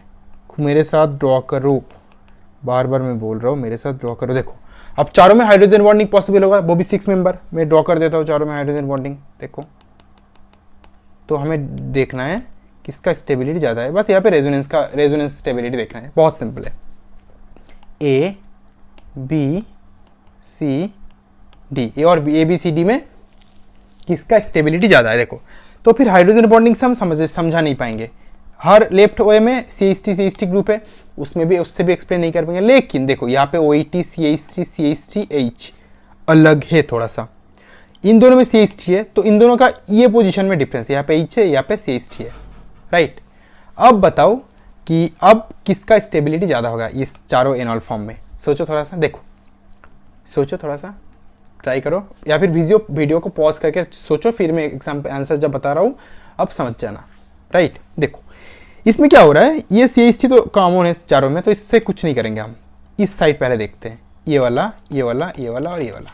तो ये दोनों सेम है, मतलब इन दोनों को अभी छोड़ रहे हैं ये वाला। इसमें देखो अगर हम इस पार्टिकुलर सिस्टम को ड्रॉ करें, स्टेबिलिटी मेजर करें, तो क्या होगा, ऑलरेडी OET का लोन पेयर इसके साथ रेजोनेंस में है, मतलब ये रेजोनेंस को ऑलरेडी रेजोनेंस में बिजी है, मतलब ये जो हाइड्रोजन होंगे रेजोनेंस स्टेबलाइज नहीं होंगे, मतलब ये रेजोनेंस को हैम्पर करेगा। अगर रेजोनेंस को हैम्पर करेगा सिस्टम में तो हमें कम रेजोनेटिंग स्ट्रक्चर मिलेंगे। यहाँ पे बस रेजोनेंस का कंसेप्ट लगाना है आपको, ठीक है, हमें कम रेजोनेटिंग स्ट्रक्चर्स मिलेंगे। डन। क्योंकि यहाँ पे OAT जो है ऑलरेडी रेजोनेंस को हैम्पर कर रहा है, रेजोनेंस को, और रेजोनेंस में ऑलरेडी बिजी है, तो ये H हाइपर कॉन्जुगेशन में इस तरीके से नहीं जा पाएगा कीटो टोटेमिज्म में। ओके, तो अगर नहीं जा पाएगा तो फिर क्या होगा, यहाँ पे एनॉल फॉर्मेशन नहीं होगा, मतलब ये सिस्टम ही स्टेबल नहीं हो रहा है। ये जो एनॉल फॉर्म हुआ अभी, इसको अगर रेजोनेटिंग स्टेबिलिटी बनाना है, अगर ये बहुत सारा रेजोनेंस स्ट्रक्चर हमें दे रहा है, देन क्या होगा, हमें ये अगर एक सिस्टम बहुत सारा, एक पेरेंट मॉलिक्यूल बहुत सारा रेजोनेटिंग स्ट्रक्चर शो कर रहा है, देन क्या होता है, वो सिस्टम स्टेबल बन जाता है बहुत ज़्यादा। तो ये तो शो नहीं करेगा, इस तरफ रेजोनेंस अच्छे से होगा नहीं, क्योंकि ये रेजोनेंस हैम्पर करेगा, ये थोड़ी हैम्पर करेगा। यहाँ पे तो ईच है, कुछ हैम्पर ही नहीं करेगा, मतलब इसका रेजोनेंस बहुत ईजिली होगा। रेजोनेंस तो हर किसी में होगा, लेकिन कौन किस में ज़्यादा होगा, किस में कम होगा, ये देखना है हमें। ओके, तो इसमें बहुत ज़्यादा रेजोनेंस होगा, मतलब इसका स्टेबिलिटी, ये एनॉल फॉर्म का स्टेबिलिटी जब मैक्सिमम है, तो स्टेबिलिटी किसका मैक्सिमम है, डी का मैक्सिमम है। उसके बाद कौन है, और हमें पता चल गया ए का मिनिमम है, ये भी पता चल गया हमें, राइट, डी का मैक्सिमम है और ए का मिनिमम है। डन। अभी चलो, अभी ए और डी के बाद आता है बी और सी में आता हूँ मैं, बी और सी में आता हूँ। देखो यहाँ पे CH3, यहाँ पे CH3 मतलब कॉमन है, यहाँ पे CH3, यहाँ पे CH कॉमन है, तो यहाँ पे H है, यहाँ पे CH3 है। अब जब यहाँ पे CH3 है तो यहाँ पे क्या होता है, रिपल्शन क्रिएट होता है। मैंने थोड़ी देर पहले इसी एग्जाम्पल, इस तरीके का एग्जाम्पल लिया था, सेम एग्जाम्पल लेके मैंने समझा था। अगर रिपल्शन हो रहा है, ठीक है, तो क्या होगा, स्टेरिक रिपल्शन के कारण क्या होता है, सिस्टम का स्टेबिलिटी घट जाता है ना। तो अगर इसमें स्टेबिलिटी घट जाएगा तो स्टेबल कौन होंगे, बी और सी में बी ज़्यादा स्टेबल होंगे, देन कौन होंगे, सी, और उसके बाद लीस्ट स्टेबल कौन होंगे, ए। आई होप आपको अभी समझ में आ गया कि स्टेबिलिटी ऑर्डर क्या हुआ ऑफ एनॉल। अगर स्टेबिलिटी जो ऑर्डर है, सेम ऑर्डर क्या होगा, कंट्रीब्यूशन का ऑर्डर भी सेम होगा, मतलब डी सबसे ज़्यादा कंट्रीब्यूट करेगा। मतलब मान लो ये 80% 20%, देन आता है बी 85% 15%, देन आता है सी 90% 10%, ये मान लो डी मतलब 99% 1%, इस तरीके का। डन। क्लियर हो गया आपको कि एनोलिक फॉर्म का स्टेबिलिटी किस तरीके से हमें मेजर करना है। तो ये था हमारा पहला एग्जांपल। दूसरा एग्जांपल एक क्वेश्चन में दूंगा आपको। क्वेश्चन इस तरीके का होगा, क्वेश्चन कि मैं दो स्ट्रक्चर ड्रॉ कर रहा हूँ, okay sorry, C C double bond O double bond O, यहाँ पे CH3 है, यहाँ पे CH3 है, ठीक है। अब जब यहाँ पे CH3 है तब क्या होगा, तब, और दूसरे स्ट्रक्चर में लेता हूं, यहाँ पे डबल बॉन्ड O है, यहाँ पे डबल बॉन्ड O है, तो इन दोनों में हमें क्या करना है, एनोलिक कौन, ये दोनों क्या है, सॉरी इसको मैं नीचे लिखता हूं, इसको मैं नीचे लिखता हूं, इजी होगी फिर। ओके चलो, फिर इन दोनों में मैं क्या कर रहा हूं, और रेजोनेंस करने की कोशिश करता हूं, ठीक है, थोड़ा सा। चलो, लेकिन एक प्रॉब्लम क्रिएट होगा, पता है, यहाँ पे एक हाइड्रोजन है, हमें अल्फा हाइड्रोजन चाहिए, मिल गया हमें। यहाँ पे ये अल्फा कार्बन है, अल्फा कार्बन मतलब कनेक्टेड हाइड्रोजन क्या होगा, अल्फा हाइड्रोजन होगा। लेकिन ये जो CH3 है ना, ये दोनों एक दूसरे को रिपेल करेगा। अगर रिपेल करेगा तो सिस्टम इस तरीके से नहीं रहेगा, ये जो बॉन्ड है ना ये घूम जाएगा। किस तरीके से घूमेगा, देखो CC रहेगा, एक इस तरफ जाएगा O, इस तरफ जाएगा CH3, इस तरफ आएगा O, इस तरफ जाएगा CH3। क्या होगा, ये जो दो बॉन्ड है, ये इसके ऊपर लोन पेयर है, इसके ऊपर लोन पेयर है, ये CH3 का जो तोड़के का लिखूंगा, तोड़के का लिखूंगा, इस तरफ रिपल्शन होगा। तो ये आप सिस्टम में बहुत ज़्यादा रिपल्शन क्रिएट होता है, ठीक है। ये जो डाइकीटोन है, ये अल्फा डाइकीटोन है, ये इसका नाम है अल्फा डाइकीटोन। अल्फा डाइकीटोन में बहुत ज़्यादा रिपल्शन क्रिएट होता है। एज बहुत ज़्यादा रिपल्शन क्रिएट होता है तो इस पर्टिकुलर सिस्टम में हमें क्या देखने को नहीं मिलेंगे, सिस्टम स्टेबल इस तरीके से नहीं रहेगा, सिस्टम फ्लिप कर जाएगा इस तरीके से। अब थोड़ा सा स्टेबल है। अब अगर स्टेबल अभी हो गया, अब रेजोनेंस करके देखते हैं, अभी टोटेमिज्म करके देखते हैं। एक हाइड्रोजन को मैं इस तरीके से लिखता हूँ, ठीक है। तो अगर इसको मैं यहाँ पे डालूंगा और इसको यहाँ पे डालूंगा, आप इसको भी लेके कर सकते हो, मैं एक ही डायरेक्शन में कर रहा हूँ, ठीक है।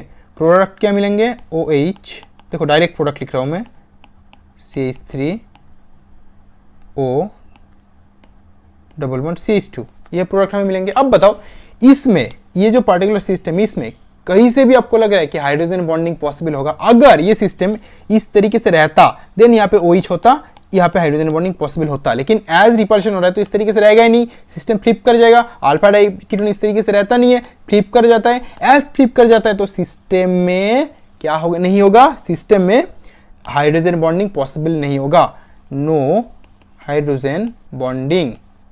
ओके, अब अगर हाइड्रोजन बॉन्डिंग पॉसिबल नहीं होगा तो स्टेबल होगा थोड़ा सा, लेकिन इस पर्टिकुलर सिस्टम में क्या होगा, ये भी तो अल्फा डाइकीटोन है, यहाँ पे भी तो रिपल्शन क्रिएट होगा, ठीक, यहाँ पे भी तो रिपल्शन क्रिएट होगा ना, देन क्या, लेकिन ये सिस्टम फ्लिप नहीं कर सकता क्योंकि एक रिजिड सिस्टम है, रिजिड सिस्टम है, कैंट फ्लिप, ये फ्लिप नहीं कर सकता, तो इसको जबरदस्ती इस पोजीशन में रहना है और टॉटोमेरिज्म करना है। और प्रोडक्ट क्या मिलेंगे हमें, प्रोडक्ट ये मिलेंगे कि देखो यहाँ पे डबल बॉन्ड रहेगा, यहाँ पे O होएगा, H रहेगा, इस तरीके का प्रोडक्ट मिलेंगे। और ये जो यहाँ पे इस तरीके से एक हाइड्रोजन बॉन्डिंग फॉर्म होगा।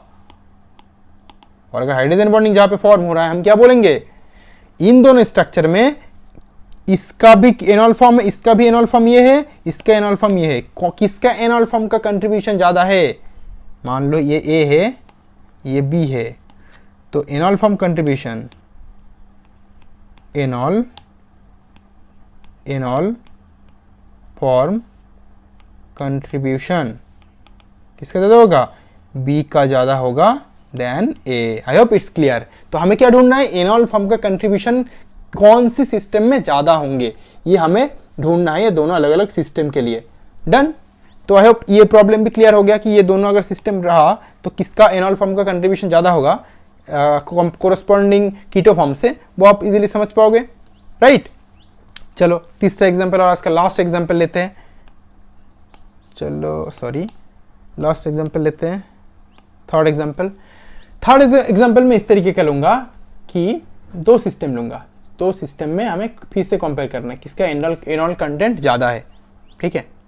चलो थोड़ा बड़ा करके ड्रॉ करूँगा मैं इसको क्योंकि सिस्टम थोड़ा सा कॉम्प्लिकेटेड है। देखो मैं ड्रॉ कर रहा हूँ ना, आप ये मत समझना एग्जाम में बहुत ऐसे स्ट्रेट फॉरवर्ड क्वेश्चन आएंगे, इसलिए मैं आपको ड्रॉ करके दिखा रहा हूँ। और organic chemistry is totally about practice, okay. तो इसलिए प्रैक्टिस करोगे तो आपको क्वेश्चन देख के पता चल जाएगा कि ये स्ट्रक्चर किस तरीके से रहेगा। देखो इसमें सेकेंड वाला मैं पहले करता हूँ, इसमें क्या होगा, दोनों ये सिमेट्रिक सिस्टम है, इसमें भी जो पार्ट है इसमें भी सेम पार्ट है, मतलब किसी भी डायरेक्शन में मैं कर सकता हूँ tautomerism.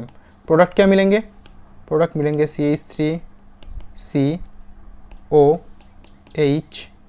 C double bond CH C double bond O CH3, और यहाँ पे हमें क्या है, हाइड्रोजन बॉन्डिंग पॉसिबल होगा यूजुअली, तो ये A है, ये B है, ले लो। अब ये B प्राइम ले लो, इसका टॉटोमर एनॉल फॉर्म, चलो इसका कर लेते।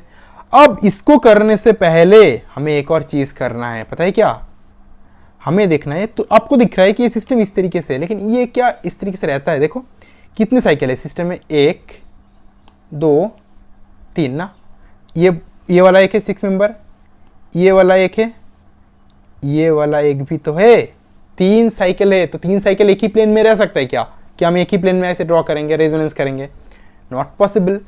तो ये सिस्टम में ये जो है ना, ये ऊपर आ जाता है और ये दोनों नीचे चला जाता है। चलो मैं दिखाता हूँ आपको किस तरीके से रहता है ये सिस्टम एग्जैक्टली,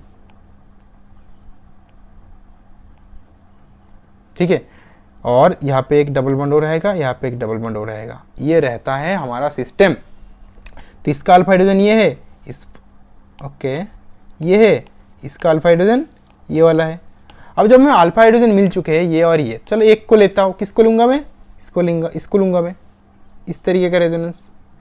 आप सोच सकते हो कि यहाँ पे भी एक अल्फा हाइड्रोजन प्रेजेंट है, यहाँ पे भी एक अल्फा हाइड्रोजन प्रेजेंट है, ठीक है, यहाँ पे भी अल्फा हाइड्रोजन प्रेजेंट है। चलो मैं इसको लेके ही पहले करता हूँ ग्रीन कलर का जो मैंने लिया अभी। प्रोडक्ट क्या मिलेंगे हमें, इस तरीके का प्रोडक्ट मिलेंगे, okay double bond O yes OH, और यहाँ पे डबल बॉन्ड एक, डन। ओके देखो अभी इस पर्टिकुलर स्ट्रक्चर में क्या हो रहा है, एक चीज़ आपको सिखाऊंगा यहाँ पे कि मैंने यहाँ पे एक हाइड्रोजन एटम को दिखाया था, ये वाला हाइड्रोजन एटम को मैंने दिखाया था, ठीक है, ये वाला हाइड्रोजन एटम को मैंने दिखाया था। अब क्वेश्चन पूछ सकते हो, ठीक है भाई यहाँ पे इस हाइड्रोजन के साथ टॉटोमेरिज्म में पार्टिसिपेट कर रहा है सिस्टम, सिमिलरली ये हाइड्रोजन इसके साथ टॉटोमेरिज्म में पार्टिसिपेट करेगा, लेकिन क्या ये हाइड्रोजन एटम ये दो सिस्टम के साथ टॉटोमेरिज्म में पार्टिसिपेट करेगा, क्योंकि ये भी तो अल्फा कार्बन का हाइड्रोजन है। तो क्या सचमुच ये वाला भी करेगा इन दोनों के टॉटोमेरिज्म में participate? The answer is no. Why? That is because ये जो हाइड्रोजन एटम है ना, ये ब्रीज हेड पोजीशन में है, ब्रीज हेड पोजीशन में है। अब ब्रीज हेड पोजीशन क्या होता है समझ जाओ। ये होता है हमारा ब्रीज हेड पोजीशन। अगर मान लो इस कॉर्नर पे या फिर इस कॉर्नर पे कोई भी अटैच्ड है, तो ये दोनों पोजीशन होता है, ये पोजीशन और ये पोजीशन, ये दोनों पोजीशन होता है ब्रीज हेड पोजीशन। अब देखो ये सिस्टम इस तरीके का है, इस तरीके का है ना, इस तरीके का। तो इस तरीके का सिस्टम है तो दोनों एक ही प्लेन का सिस्टम नहीं है। अगर सिस्टम एक ही प्लेन का नहीं है तो रेजोनेंस नहीं होता। लेकिन ये दोनों जो ग्रुप है, ये दोनों एक से एक ही सेम प्लेन में, इस तरीके के, ये वाला प्लेन जो है, ये वाला, मतलब ये दोनों सेम प्लेन में। अगर ये दोनों सेम प्लेन में तो इसके साथ इसका रेजोनेंस पॉसिबल होगा, बट इसके साथ इसका क्या किस तरीके से होगा? ये दोनों सेम प्लेन में, लेकिन ये देखो ऊपर है, मतलब इस तरीके का सिस्टम है ना, तो ये दोनों सेम प्लेन में, ये तो ऊपर है ना थोड़ा सा। तो अगर ये ऊपर है या नीचे है तो सेम प्लेन में है ही नहीं सिस्टम। अगर सेम प्लेन में सिस्टम नहीं है तो किस तरीके से इसका हाइड्रोजन से के साथ इसका रेजोनेंस होगा? तो अगर hydrogen atom bridge head position में रहा, इसको बोलते हैं ब्रीज हेड पोजिशन।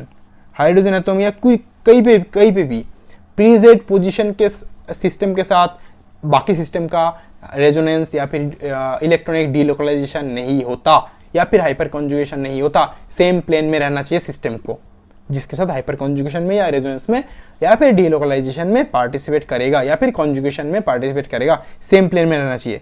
ये ब्रीज हेड पोजिशन में, ब्रीज हेड पोजिशन में कभी भी रेजोनेंस नहीं होता। तो क्या होगा इस पर्टिकुलर सिस्टम में? ये हाइड्रोजन रेजोनेंस में या फिर डीलोकलाइजेशन में पार्टिसिपेट नहीं करेगा।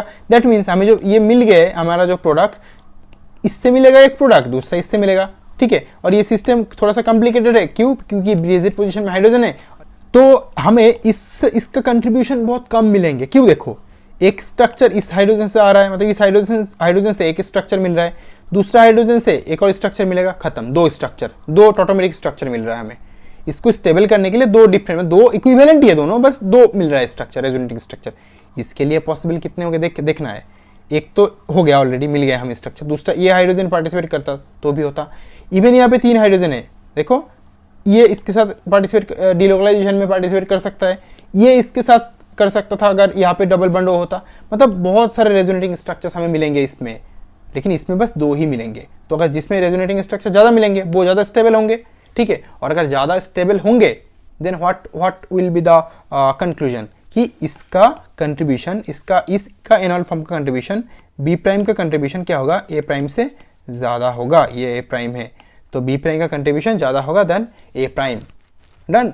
आई होप आपको पूरी तरीके से ये भी समझ में आ गया होगा कि कंट्रीब्यूशन, टॉटोमेरिज्म में कंट्रीब्यूशन कितने इंपॉर्टेंट है और वो किस तरीके से काम करता है, ठीक है। और लाइट चली गई है तो थोड़ा डार्कनेस हो गया लास्ट में, चलो कोई बात नहीं। तो यही था पूरा टॉटोमेरिज्म। 1.5 घंटे का वीडियो हो चुका है ऑलरेडी, और I hope it's your concept on tautomerism is totally clear now. So थोड़ा बहुत लंबा हो गया क्योंकि मैंने बहुत सारी चीज़ें डीप में एक्सप्लेन किए हैं कि टॉटोमेरिज्म में इतना ज़्यादा कोई भी एक्सप्लेन नहीं करेगा, ठीक है। तो अगर आप वीडियो देख रहे हो देन आई होप आपको बहुत सारे एग्जाम्पल्स मिले हैं। तो that's all about this video, ठीक है। तो thank you, thanks for watching.